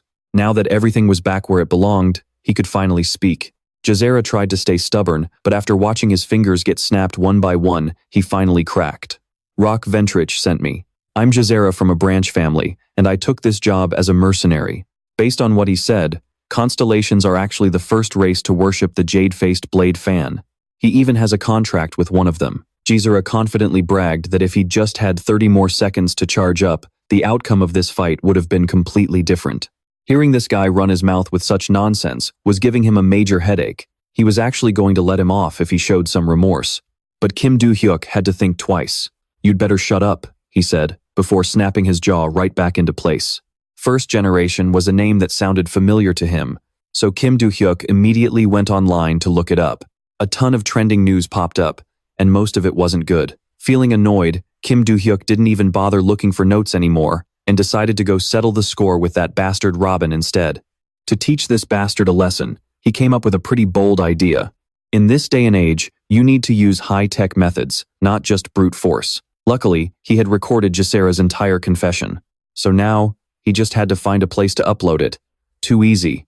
Did these punks really think they could mess with him and get away with it? Kim Do-hyuk immediately called Aunt Lilia for a favor. Thinking he was calling to apply as her assistant, she was absolutely thrilled and picked up right away. "That's not why I'm calling. Do you happen to know any reporters?" Kim Do-hyuk replied immediately, cutting off her train of thought. The very next day, news about the Ventrich family conspiring to murder a Valhalla student quickly became a hot topic on trending searches. The story was a bit embellished, but in short, it heavily targeted the Ventrich family and Robin. Netizens got their dose of drama to feast on, talking about it nonstop. Looking at his handiwork, Kim Do-hyuk smiled with satisfaction. This is what modern warfare looks like. Bakro even praised him, saying that for someone who lived 300 years ago, his adaptation to modern culture was lightning fast. Back when he first reincarnated, Kim Do-hyuk also faced a lot of struggles, but he focused on getting used to everything by browsing forums and reading the news, which is why he's so savvy now. Reading through all the newly published articles, Kim Do-hyuk sighed in boredom. What a shame though. I only wanted to target Robin, but all these reporters had to publish this and attack the Ventrich family instead. However, he didn't expect that because of this, the head of the family would have to hold a press conference to issue a public apology. In front of the cameras, she appeared deeply sincere, but she denied any wrongdoing and refused to take personal responsibility. She only expressed regret and promised to visit the victim in person to apologize, without offering any further explanation. Robin watched the news, his face turning completely pale with fear. Just then, his dad called to inform him that he had to return to England immediately under the family's orders. The next day, to get his prison sentence reduced to only 5 years, Jazera sold himself out and took the fall as the mastermind instead of that bastard. He was shipped like cargo on a prison transport ship in the middle of the Pacific Ocean, heading to the dungeon. Created by an S-rank constellation itself, this prison could strip away power, turning contractors back into ordinary humans. Jazera gleefully thought to himself that all he had to do was keep his mouth shut so Robin could stay in the family. If he did, they would reduce his sentence to 5 years. Otherwise, it would end horribly for him. 5 years is nothing. His train of thought was suddenly cut short as a creepy voice echoed from beside him. What an ugly face. Jazera barely had time to look up before his head was sliced clean off, leaving him no time for any last words. At the Ventrich mansion, Robin's father, Eden, and his son were bowing deeply to the person in front of them. "Robin, what do you plan to do now?" she asked. The father and son quickly bowed their heads to apologize, but that wasn't nearly enough to soothe the family head's wrath. If you could just murder someone and apologize, the world would be in absolute chaos. After hearing Robin's lame excuses, she grew even angrier. A terrifying surge of mana erupted, scaring them out of their wits. She stepped forward, getting right in Robin's face. "What should we do with you, Robin Ventrich?" Terrified, he cowered like a wet dog and immediately fell to his knees. "I will do whatever it takes to restore our family's honor." Hearing him, she found it more and more ridiculous. After all, the only way to restore the family's honor was to completely cut ties with him. Hearing this, old Eden standing beside him finally intervened. "Family head, isn't this punishment a bit too harsh?" She snapped her head toward him, asking if he wanted to share his son's fate. The old man fell dead silent, not daring to utter another word. She wanted nothing more than to execute or cut ties with them right then and there, but doing so would basically be admitting that their family was behind the whole plot. After thinking it over for a moment, the family head sighed in frustration and dismissed them. For now, I won't expel you. Go back to Valhalla and keep your mouth shut. I'll reconsider after I meet with Kim Do-hyuk. Now, get out. Even though he was spared for now, Robin wasn't stupid enough not to realize he'd still be disowned sooner or later. It was only because the media was currently involved that she couldn't make a move yet, so before that happened, he had to take action. Nothing can stop me now. Rock Yao looked over at his father and said, Dad, you've got to help me with this too. And of course, since the old man had always spoiled his precious son rotten, his answer was a total no-brainer. He just warned him to keep things discreet, no matter what happened. Talk about like father, like son. Both of them are completely rotten to the core. A few days later, at Valhalla Academy, when Kim Do-hyuk heard that the head of the Venchik family was coming in person to apologize, he found it incredibly annoying. He didn't want to meet her at all. But in the end, after some serious urging from his homeroom teacher, and because they were the biggest donors funding the entire academy, he reluctantly agreed to the meeting. She walked in with an air of pure nobility, but Kim Do-hyuk couldn't care less. She greeted him, saying, It's a pleasure to meet you, Kim Do-hyuk. I am the head of the Venchik family, Adelia Venchik. Kim Do-hyuk just gave a half-hearted, sarcastic reply, Yeah, sure, nice to meet you. After an incredibly awkward stare-down, she was the first to break the silence. We released an official statement right after the attack, but unfortunately, neither the media nor the public is buying it. That's why I'm here to talk to you. I want to find a way for us to clear up this misunderstanding. Can you help us out with that? Kim Do-hyuk thought, Wow, the nerve of this woman. She was talking as if her lies were actual facts. What a complete fraud. No, Kim Do-hyuk spat back without a single second of hesitation. Why waste brainpower on someone like her? Hoping to win him over, Adelia started throwing out all kinds of crazy offers. She promised full financial backing until graduation, a guaranteed high-paying job afterward, and laid out a golden path for him to become one of South Korea's top hunters. Anyone else would be drooling over an offer like that, but our boy had too much pride to care about her cheap bribes. Kim Do-hyuk pointed right at her face and snapped, I don't need your rewards or your charity. I just want to see how you people live with the absolute disgrace that Rock Yao brought upon the Venchik name. Hearing that, she completely lost her cool, her high and mighty act vanishing in an instant. Her face twisted into something hideous as she spat, You ungrateful piece of trash. Who do you think you're talking to? I lowered myself to visit this pathetic, filthy academy just to make things easy for you. And you dare to act this arrogant? Maybe I should just kill you right here, right now. I tried to be generous and offer you a lifeline, and you just throw it right back in my face? Wow, this lady really had a toxic attitude. Her threats sounded tough, but Kim Do-hyuk wasn't intimidated at all. In fact, when it came to roasting people, he was an absolute savage. Didn't you claim that the Venchik family had absolutely nothing to do with the assassination attempt on me? To make that lie believable, you were willing to dump a ton of money and time into me, but now you're threatening to murder me? And honestly, even if you actually tried to attack me, you couldn't kill me anyway. Adelia was so furious, she looked like she wanted to flip the table, but there was nothing she could do. She grabbed her things and stormed out, but not before giving Kim Do-hyuk a deadly glare to remember her by. Once the dust settled, Bershe whined, Master, did you really have to make such a scene? Even though I'm a constellation, I really don't want to get dragged into this petty drama. Already annoyed, Kim Do-hyuk finally found a perfect punching bag to vent his frustration on. That's what happens when you run your mouth at the wrong time. He ripped into Bersh so hard that the poor guy couldn't even lift his head. Sick and tired of dealing with arrogant rich people, Kim Do-hyuk decided to drag his exhausted body to the training room a bit early. But as the undisputed king of drama, trouble seemed to follow him everywhere. Right as he reached the entrance, he stumbled upon Choi Jin-gun and his sister having a heated argument. Listening in on their conversation, Kim Do-hyuk's blood boiled as he heard Choi Jin-gun belittle Arin and try to force her to drop out of the upcoming entrance exam. Naturally, he had to step in and play the hero. Kim Do-hyuk jumped right into the verbal brawl, pointing a finger directly at Choi Jin-gun's face to make a dramatic entrance. You're a pathetic coward, you know that? Why the hell are you trying to force someone who's poured their blood, sweat, and tears into training to just give up? Shocked by this random guy suddenly jumping out and talking trash, Choi Jin-gun kept his cool and asked who he was. wondering if this kid even knew who he was messing with. But Kim Do-hyuk didn't give a damn about his identity if he didn't like you. You were getting roasted, period. And he was ready to double down. Man, why is today just filled with trashy people trying to flex their fake power? I don't care if you're a king, a CEO, or whatever. Keep your nose out of this academy, and don't you dare demand anything from a student here. Now, if you're done talking, get lost. After shutting him down, he turned to Choi Arin, looking for backup. The poor girl, who had been standing there like a ghost, immediately nodded in enthusiastic agreement. Having been completely humiliated out of nowhere, Choi Jin-gun realized arguing was pointless. He stormed off in a huff, but not before throwing one last warning to his little sister. You'll learn your lesson during the exam. Choi Arin felt like she had just been thrown a lifeline and immediately thanked Kim Do-hyuk for his unexpected help. But as it turned out, Arin was way more rebellious than he had anticipated. She practically told him that if she had been the one doing the roasting, she wouldn't have just told her brother to get lost, she would have told him to drop dead. Before he could even finish speaking, he jumped in and cut him off, dragging him into the gym for some hellish training. Too much time had already been wasted on that bastard. A few days later, Kim Do-hyuk packed his gear and headed to the hills near Sihyung to begin his treasure hunt.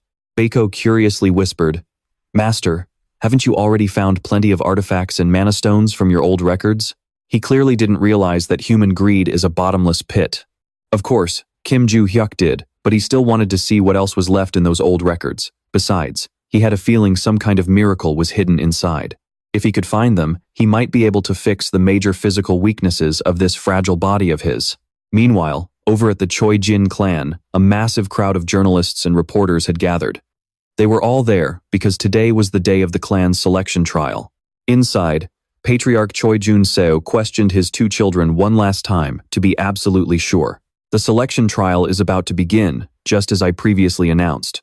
If you pass this trial, you will be recognized as the clan's heir. Fail, and you will be exiled. Are you both ready? Their confident reply of yes made him quite pleased. He went on to explain the rules. The objective of this trial was to find a pair of twin blades hidden somewhere on the mountain. Whoever finds the twin blades and brings them to me will be declared the winner of this trial. It doesn't matter how you do it, but killing is strictly forbidden. Now, let the trial begin. With that, the signal was given. Choi Arin immediately dashed into the forest at full speed to search. Her brother, on the other hand, was incredibly relaxed. The guy already had a plan. All he had to do was wait for her to find the twin blades, then jump out and snatch them. Everything would end perfectly, and the position of clan leader would be his. What a lazy bastard, wanting all the reward without doing any of the work. No sooner said than done, he quickly set his dirty plan into motion. While his little sister was sniffing around everywhere, completely exhausted before finally picking up the trail of the twin blades, her brother arrogantly stepped out and asked a completely useless question. "Are you busy tracking it using magic residue? Who taught you that trick?" Choi Arin was a good girl. If someone asked, she would answer. And this time was no exception. She replied with just 2 words, "Ju-hyuk." She then drew her sword, getting into a stance to prepare for a one-on-one showdown. Before this, her friend had taught her that she had to relax her entire body and use her fingertips and toes to gently release her magic, then slowly spread that magic throughout her body until she could feel its presence, even in a single strand of her hair. By sensing magic slowly and gradually, she could even feel the magic radiating from those around her. Thanks to that, she easily noticed the residual mana left on the ground or in the air. Honestly, it was pretty wild, basically making her act like a bloodhound. But thanks to what Kim Do-hyuk had taught her, she was getting closer and closer to her goal. Except, of course, for her scumbag brother, who jumped out to block her path. Hearing the name of the guy who had insulted him before, Choi Gang-eun sneered. He walked over to his sister and mocked, "Kim Do-hyuk? Yeah, I know him. Isn't he that shameless bastard you were hanging out with before? That idiot actually has some talent? You can insult her all you want, but insulting Kim Do-hyuk was a death wish." Choi Arin bit her lip and fired back. "He's way stronger than a guy like you. Why are you even here?" Choi Gang-eun looked like he had just been rubbed the wrong way. He gleefully drew his sword and slashed forward. "Why do you think? This is the reason I'm here." Thinking his sister was still as weak as a snail, he put on a smug, arrogant face, acting like he was the king of the world. But after only a few seconds of acting tough, reality slapped him right in the face. Blocking her strike, Choi Gang-eun wondered in shock, "Wait, not only is she blocking me, but she's actually pushing me back? How is this possible? Since when did she get this strong? Choi Arin kept up a relentless assault, swinging her sword without showing any signs of exhaustion. Gasping for air like a dog, Choi Gang-eun grumbled, "Did you learn how to be a wild boar at school? Because your charges are getting ridiculously strong." Choi Arin didn't care. Those hollow words couldn't shake her pure heart. She shot back instantly, "Give up on the twin blades." Now he was absolutely furious. Getting overwhelmed by a girl to the point where he couldn't even dodge, and then being told to give up? No guy could take that lying down. Flying into a rage, Choi Gang-eun kicked off the ground to build up momentum and lunged straight at her. Assessing the situation, Choi Arin spun her sword and slashed upward, throwing him off balance and sending him crashing to the ground. As her opponent dropped his weapon, she reversed her grip and slammed the hilt right into his stomach. Taking the full force of her combo, Choi Gang-eun was sent sprawling flat on the ground. Only then did she let out a sigh of relief. She had been confident she could land at least one blow, but she never expected it to be such a devastating, critical strike. With no time to waste, Choi Arin picked up her weapon and got ready to dash off to grab the twin blades. "You don't actually think you've won, do you?" The voice from behind made her freeze in her tracks for a few seconds. When she turned around to look, her brother was already losing control, his body completely covered in a pitch-black layer of mana. "You're pure evil. Have you succumbed to demonic corruption? Why would you do this?" Choi Arin stared at him and demanded. Choi Gang-eun remained completely silent. He charged at her with his sword raised, aiming straight for a vital spot to run her through. Arin didn't have time to dodge and took a brutal slash right across her stomach. It turned out he had joined an organization called the One Believers, the third most dangerous villain group in the world, which explained his sudden spike in power. Clutching her wound, she looked up at her brother with curiosity. Was joining them really that much better? "And what about your own life?" It was such a foolish question that it made him laugh. Choi Jin-jeon rested his blade on his shoulder and gave a blunt reply. "Listen, I want absolute power and ultimate authority. I want to transcend worldly needs and have it all." And then he went on a long rant, whining about how hard his life was as the eldest son of the Choi Jin family. He was expected to be a perfect role model. The only reason he even stayed with the Choi Jin family was because of his old man's constant surveillance and his own greed for the patriarch seat. Most importantly, the prerequisite to join the One Believers was the family's relic, the twin blades. If Aaron's older sister hadn't participated in the first selection exam 10 years ago, he would have had that relic in his hands by now. But back then, at only 12 years old, he couldn't control his greed. Before even searching for the twin blades, he killed her up in the mountains. Talk about bad luck. He still couldn't find the relic, ended up severely injured, and failed that very exam.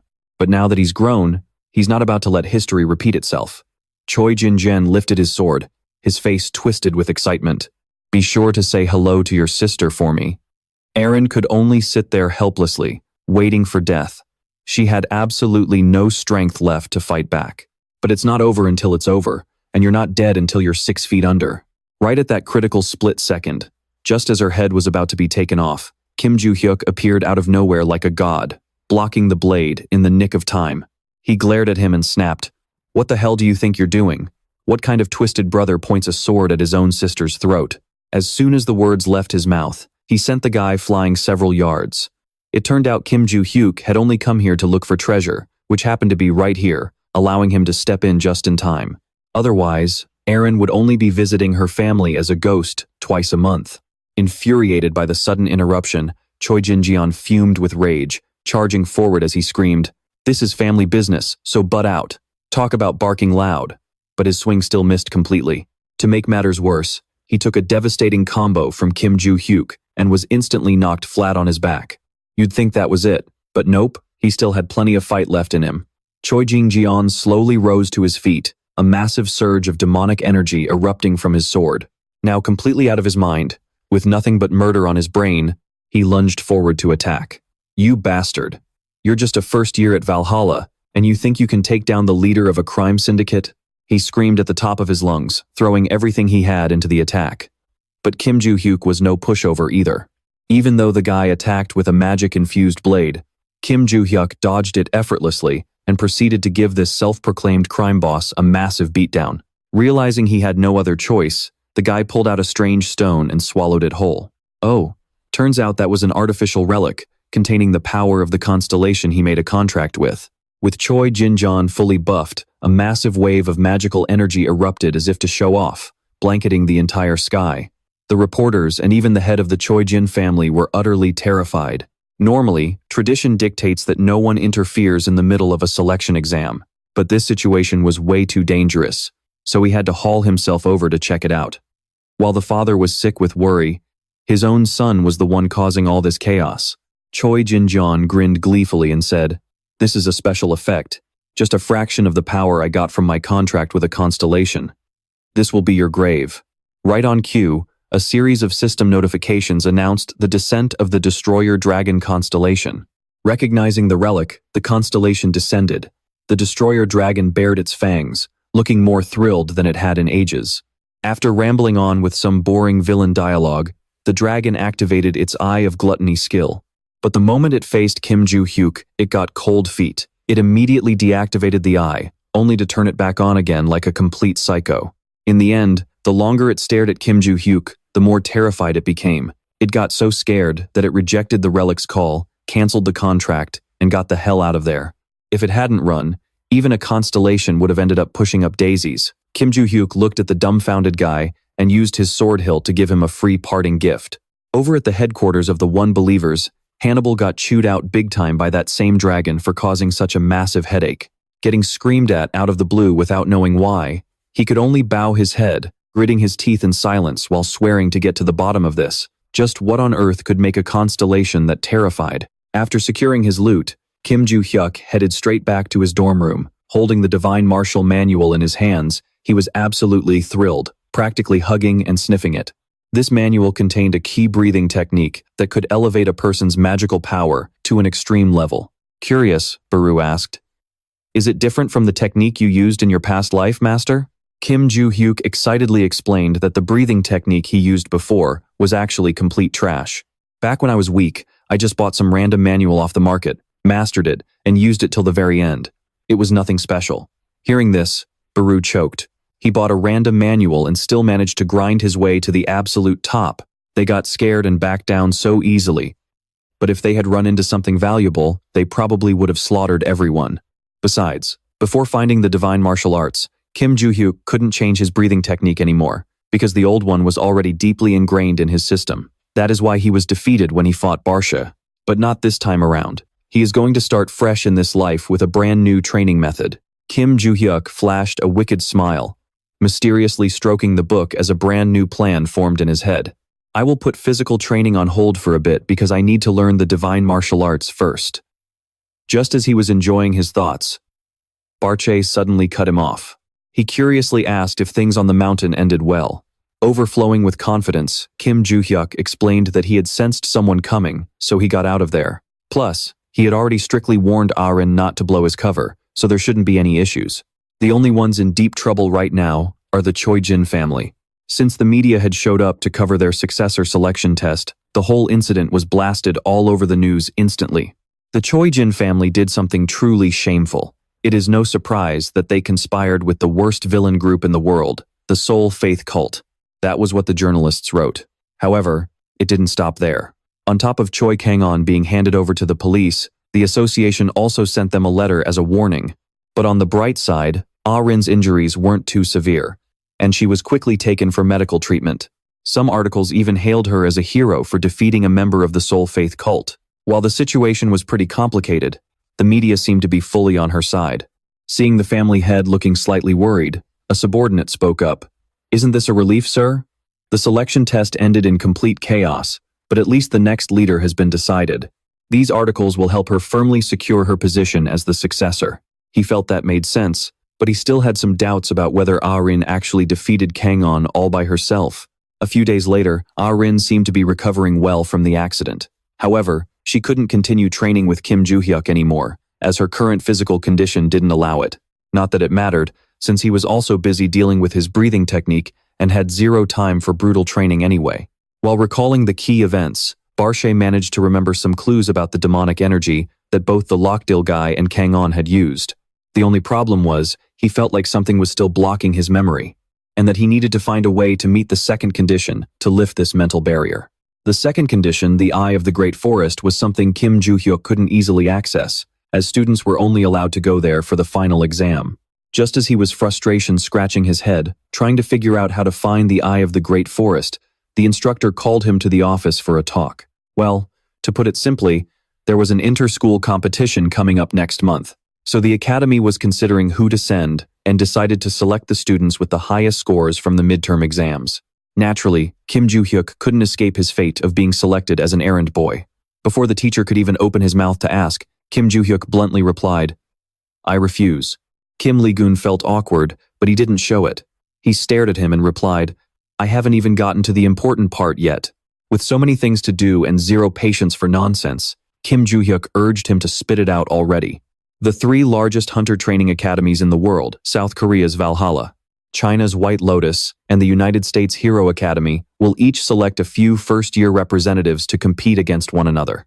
The competition features duels, maze escapes, and a bunch of other tests. Just hearing it gave Kim Joo-hyuk a massive headache. He sat there yawning repeatedly, waiting for the good part that still hadn't come. Just as he was about to refuse again, the instructor put on a mysterious look and said, "But aren't you in a hurry to reach the eye of the great forest?" That single question made Kim Joo-hyuk instantly change his tune. He curiously waited for him to go on. "Yes, that's where the final exam and the inter-school competition will be held. Basically, it's no different from the final exam itself, and of course, anyone who passes it will be exempt from the finals." Well, that does sound tempting. Why didn't you just say that in the first place to save us some time? With that condition on the table, Kim Joo-hyuk naturally agreed to join right away. Meanwhile, in the United Kingdom, the head of the Ventrick family, Adelia, was questioning a servant about their ongoing plans, as well as the whereabouts of Lockdill and his son. Their own family affairs were fine, but the gossipy servant dropped some major news on her. Apparently, they were building a literal tower out of paper bills in the market area. To quote that guy's exact words, and that's putting it mildly, folks, it was being built with cold, hard cash. And according to his source, Black Cat was the one directly in charge of this project. But honestly, despite being in charge, Black Cat had absolutely no idea what the heck his constellation was trying to pull. All the constellation said was that it was a gift for a certain someone. On top of that, the constellation also ordered Black Cat to track down the person who sold that ring as fast as possible. The next day, while Kim Lee-gun was working hard, head coach Lee Sang-chon approached and asked if the roster for the upcoming inter-academy tournament had been finalized. Yeomjun nodded to confirm it was done, then handed over the list of participants. Lee Sang-chon was suddenly taken aback when he spotted a certain name. Kim Joo-hyuk's name was right there. He couldn't believe that arrogant punk had actually agreed to participate. Seeing the coach's curiosity, Yeomjun explained that the kid had refused at first. But once he found out the tournament would take place in the eye of the great forest, he immediately changed his mind, flipping his stance in the blink of an eye. Lee Sang-chon didn't say anything, but deep down, he knew the kid must be after something. As the head coach, he asked the teachers to clear some time so he could meet with the students and give them a quick briefing. All 5 participating students showed up, including Ao Se-hyuk, Ye Seo, Choi Arin, Do Jung-jin, and Kim Do-hyuk. Now that the team was assembled, the coach walked in and got straight to the point, explaining that they would have to complete a total of 3 trials. First up is a one-on-one duel between the students, similar to the entrance exam. The second phase is a team battle, where 5 members from their academy will form a squad and face off against other schools. But the twist is that all 3 teams will battle at the same exact time. And the final phase involves the eye of the great forest.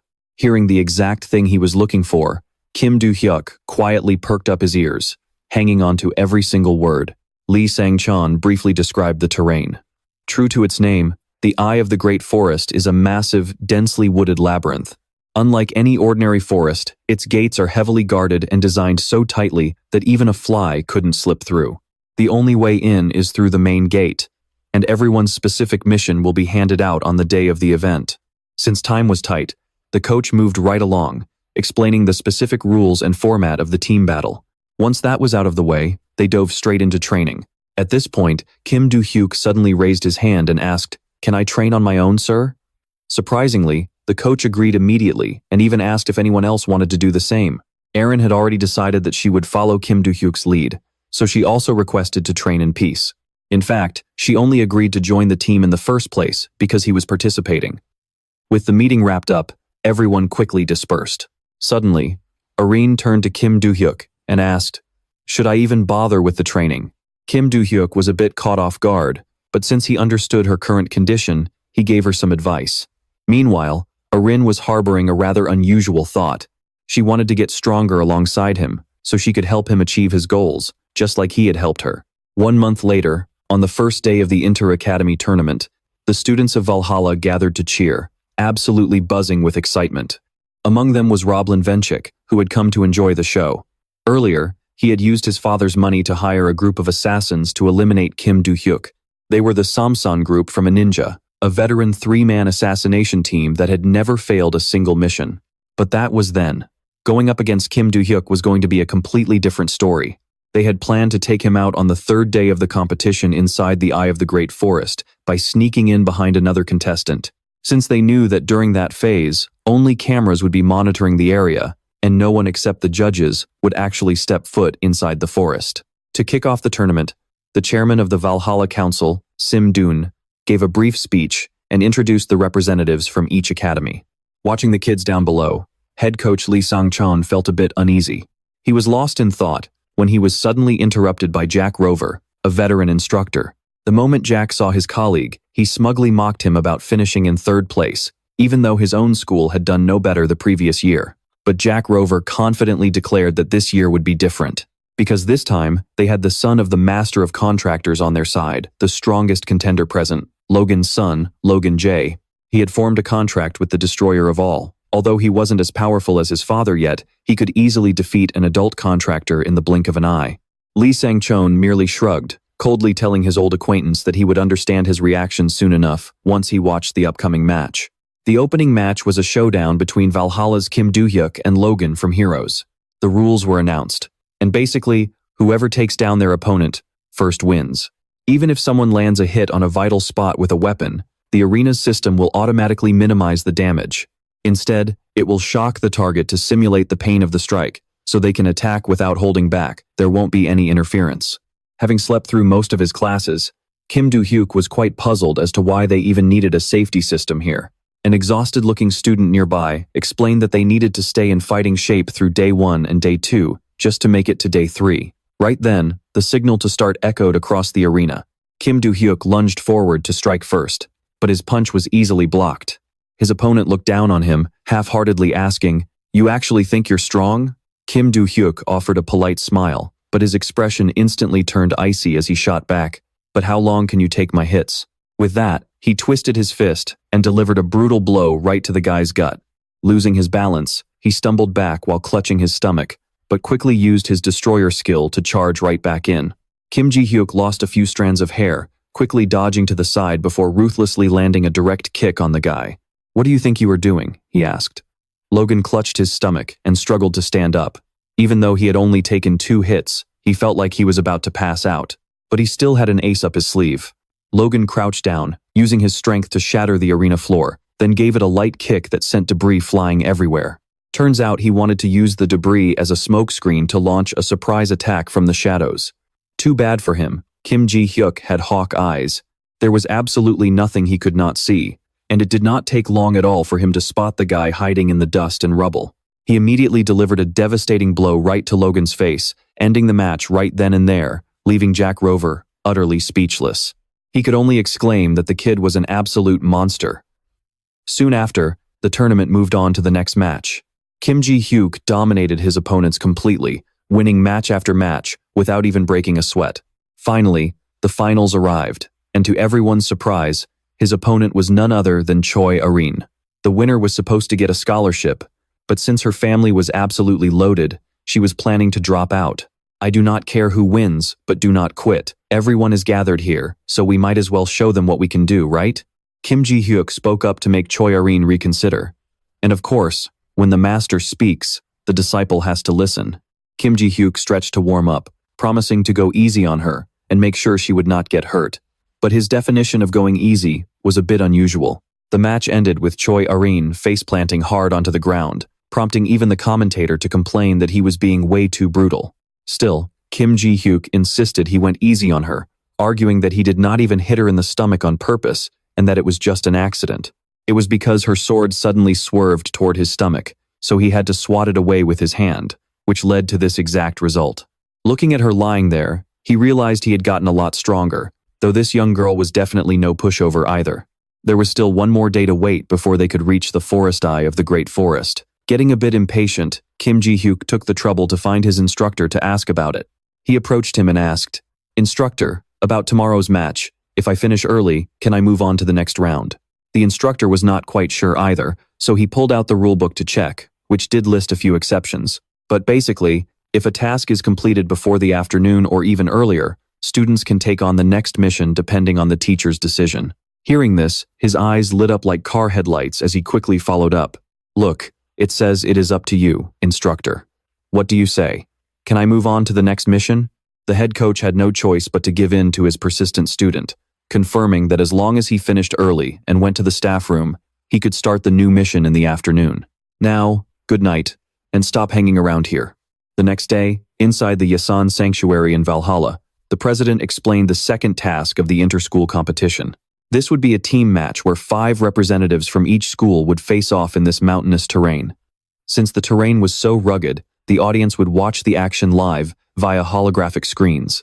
With only a few minutes left before the start of the exam, Kim Ji-hyuk was still nowhere to be seen, making the entire team quite anxious. Do-seon kept complaining, silently cursing him and wondering where on earth he had run off to.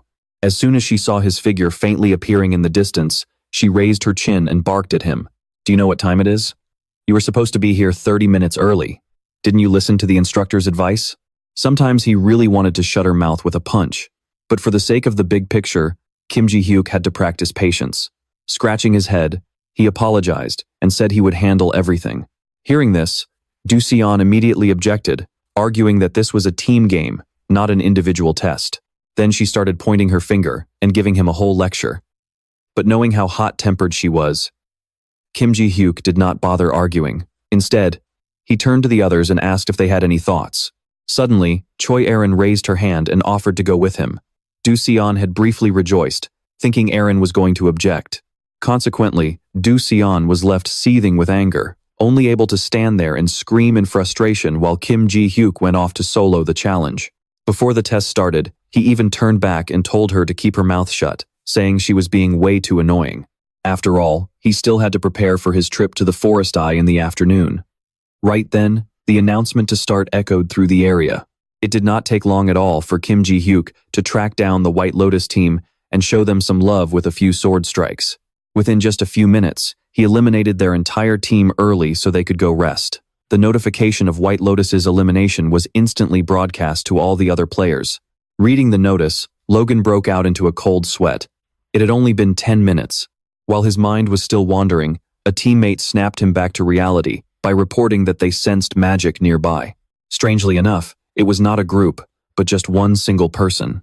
Logan reacted quickly, immediately ordering everyone into defensive positions. The 2 in front set up magical shields, the mage prepared enhancement spells. Another reinforced the barriers, while Logan himself stood ready to strike. Everything was prepared as thoroughly as if they were about to face a massive army. "Holy crap," one of the teammates didn't get it and blurted out. "Wait, but there is only one of him? Do we really have to do all this?" Those who had faced Kim Do-hyuk before quickly snapped back to explain it to her. His power is definitely not that of some ordinary high school student. While they were still waiting, a teammate announced that the magic was fading away. Thinking they had already left, Logan breathed a sigh of relief. Little did they know, Kim Do-hyuk had been watching them from up in the trees the entire time. The moment they let their guard down, he suddenly plunged from above, landing a direct strike right in the opposing leader's face.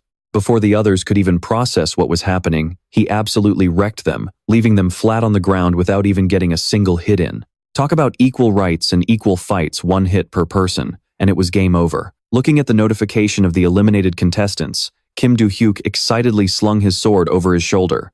"Now I can move on to the Forest of Eyes mission, right?" Back at the Valhalla monitoring room, the instructors still couldn't accept reality. The match had ended in a mere 23 minutes, and Kim Do-hyuk had carried the entire thing by himself. One of them couldn't hold back and spoke up. Actually, just walking there took him 20 minutes. The actual fight only lasted 3 minutes. For a national-level competition to be completely turned upside down by Kim Do-hyuk like this was downright embarrassing. The Academy president stroked his chin with a worried look. "Today's schedule is completely ruined. We have a real problem on our hands. Hearing this, the head coach pulled out the rule book and pointed to the section about starting the next game on the same day if there was enough time. Left with no other choice, the president and the other instructors had to agree to this plan. In the waiting room, the Valhalla Academy team was waiting in gloomy silence, not saying a single word to one another. Ju Seo-jun glared at Kim Do-hyuk with pure resentment. She was about to step forward since the coach had made her the captain, but before she could do anything, he completely stole the spotlight. On top of that, she had lost to Choi Arin in yesterday's match, which only made her even more furious. Ju Seo-jun had heard that Kim Do-hyuk was the one who trained Choi Arin, so she was contemplating swallowing her pride to beg him for lessons. Right at that moment, an announcement was sent to all the students, stating that the next mission would take place one day earlier than scheduled. Before everyone set off, Kim Do-hyuk told them, "I will head to the Forest of Eyes on my own. You all need to survive on your own. Well, if you get into real trouble, you can call me." Seeing Ju Seo-jun still glaring at him after he finished speaking, Kim Do-hyuk sarcastically mocked her. "Got something to say?" Suddenly getting dubbed Little Bird, she snapped and completely went off on him. At 1 p.m., all the participating teams gathered in front of the maze entrance. Just like previous missions, the audience could watch the action unfold on the screens. Before they stepped inside, the president explained the game rules and evaluation criteria in greater detail. The Forest of Eyes was a maze-like forest of colossal trees, featuring a highly unique environment like no other. The rain there never stops, and the monsters are relatively low level, meaning they pose very little threat. Instead, the constant downpour and dense undergrowth are the real dangers. The core of this challenge is to test everyone's survival skills. After 5 hours, the better your physical condition, the more points you receive. In particular, the president stressed that any form of combat between teams is strictly forbidden. "Now, let the game begin," the instructor shouted. At the same time, in an abandoned warehouse inside Valhalla, 3 members of the assassination squad had gathered, preparing to infiltrate the Forest of Eyes. Only a few minutes into the match, all the surveillance cameras inside the maze suddenly glitched out, and communication with the main gate was completely cut off. Realizing this was a severe issue that put the lives of all the students inside in danger, the head coach suggested that the others enter the Forest of Eyes to rescue them. But the moment they arrived at the entrance, they were hit with a horrifying sight. The guards were already dead, the entrance was blown to pieces, and debris was scattered everywhere. It would take about 1 hour just to clear the entrance. Meanwhile, before Logan could even react, and stabbed him right through the stomach. He was utterly dazed and confused. "When on earth did he get behind me?" And sneered, "You still don't get it, do you? Look ahead." "What the hell? How are there 2 of them?" Logan went pale with shock. The Anne in front of him grinned deviously and drove another stab right into his chest. This is called cloning. Logan stood absolutely no chance of fighting back. Lyra asked Anne if Logan was completely dead yet, but Anne said he stabbed him on purpose so he would bleed out slowly just for fun. Right at that moment, a red-haired girl emerged out of nowhere. Seeing another witness, the Samsan group clicked their tongues, deciding they might as well just finish her off too, and told Lyra to just use her stealth skill to keep things under wraps. Lyra urged him to wrap it up quickly, with a psychotic grin, and said he got it and lunged straight at the red-haired girl. At the same time, Kim Do-hyuk was gliding through the forest like a bird, looking for the eye of the great forest in Valhalla, which was located at Megarona's house and could only be entered under the condition of possessing a divine sword. Is that so-called House of Megarona the one right at the entrance? But that place is nothing but trees. There isn't even a ruin of a house there. Just as he was passing by, he spotted a blonde girl standing there, looking totally lost. Lost in terror. She screamed, "Please, don't." But of course, An was never going to stop just because of a scream. With 3 students from the hero party already down, the Samsan assassin team was also having a rough time. Leah was utterly sick of finishing one person off, only for another witness to pop right up. Even An was losing interest, finding the whole thing more of a chore than a game. Right then, he spotted someone, and it was none other than their target. Kim Do-hyuk had practically delivered himself. An figured the guy must have heard him stabbing those other students and rushed straight over. "I only kept him alive because this is getting interesting." Meanwhile, Do-hyuk immediately picked up on the word target in their conversation. Looking at the victims bleeding out on the ground, Do-hyuk turned to the blonde girl and said, "I'll take care of these bastards. You go stop the bleeding for the injured first. They're still alive." It was obvious the attacker had avoided vital organs so they wouldn't die instantly. Either that, or he was intentionally torturing them, leaving them to slowly bleed out. What a sick, twisted hobby, Do Hee-wook muttered. Look, I'm in a terrible mood right now, so answer me. Did you guys sneak in here? If you did, I'll end this quietly. An couldn't believe his ears, hearing such arrogant words from a mere high school kid. He was absolutely sure the kid had no idea what kind of deep trouble he was in to be talking this big. You're completely trapped in this labyrinth, kid.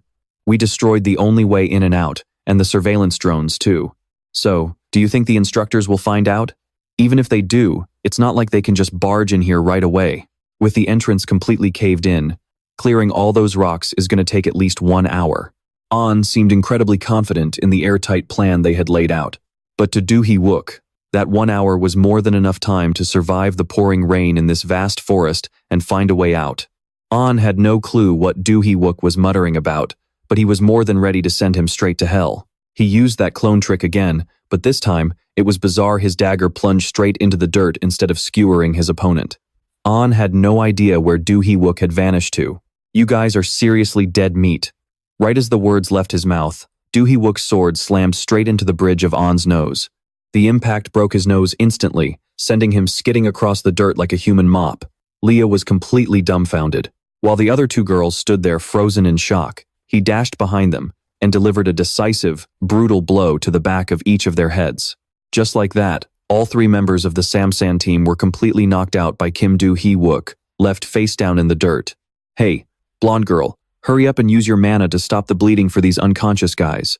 If you can't handle it alone, run west. There are Manhwa students in that direction. The blonde girl nodded, doing everything she could to save them. Just then, An regained consciousness. He panicked the moment he saw his 2 comrades face down beside him. Do Hee-wook immediately got in his face, scoffing at how weak his teammates were. An reflexively raised his knife, but before he could do anything, Do Hee-wook cornered him and asked, "Before I beat you to a pulp, answer me. You said I was the target, so who's your client?" An might have been a villain, but he was an assassin with strict principles. There was absolutely no way he would leak a client's identity. Do Hee-wook found it a bit annoying since it was his first time dealing with someone this stubborn. An, too, was utterly baffled by this freak of a protagonist, but he was determined to fight with everything he had this time. Unfortunately for him, his clone trick didn't stand a chance against Do Hee-wook. An was completely stunned.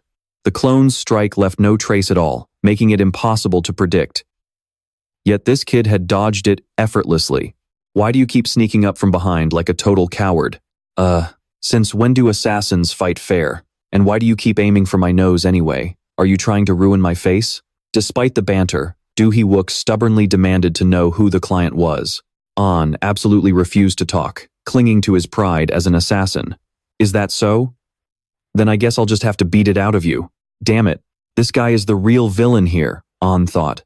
By the time Chief Instructor Lee Song-tae arrived with reinforcements, the students had already gathered to treat each other's wounds. The sight left the instructors completely speechless. Instructor Jack was the first to react, rushing over to Logan in a panic. Fortunately, the boy had already received first aid, and aside from some stiffness, he was out of danger. Jack Rover was literally crying tears of relief. Frowning, Instructor Lee scanned the area before asking the students what had happened. Logan explained they were ambushed by a group of 3 villains, 1 guy and 2 girls. Lee Song-tae immediately realized it must be the Samsan group and urgently asked where they were. Logan pointed to a nearby tree, where Leah and An were lying completely knocked out. Kim Do Hee-wook had handled every single one of them. Lee Song-tae was utterly flabbergasted.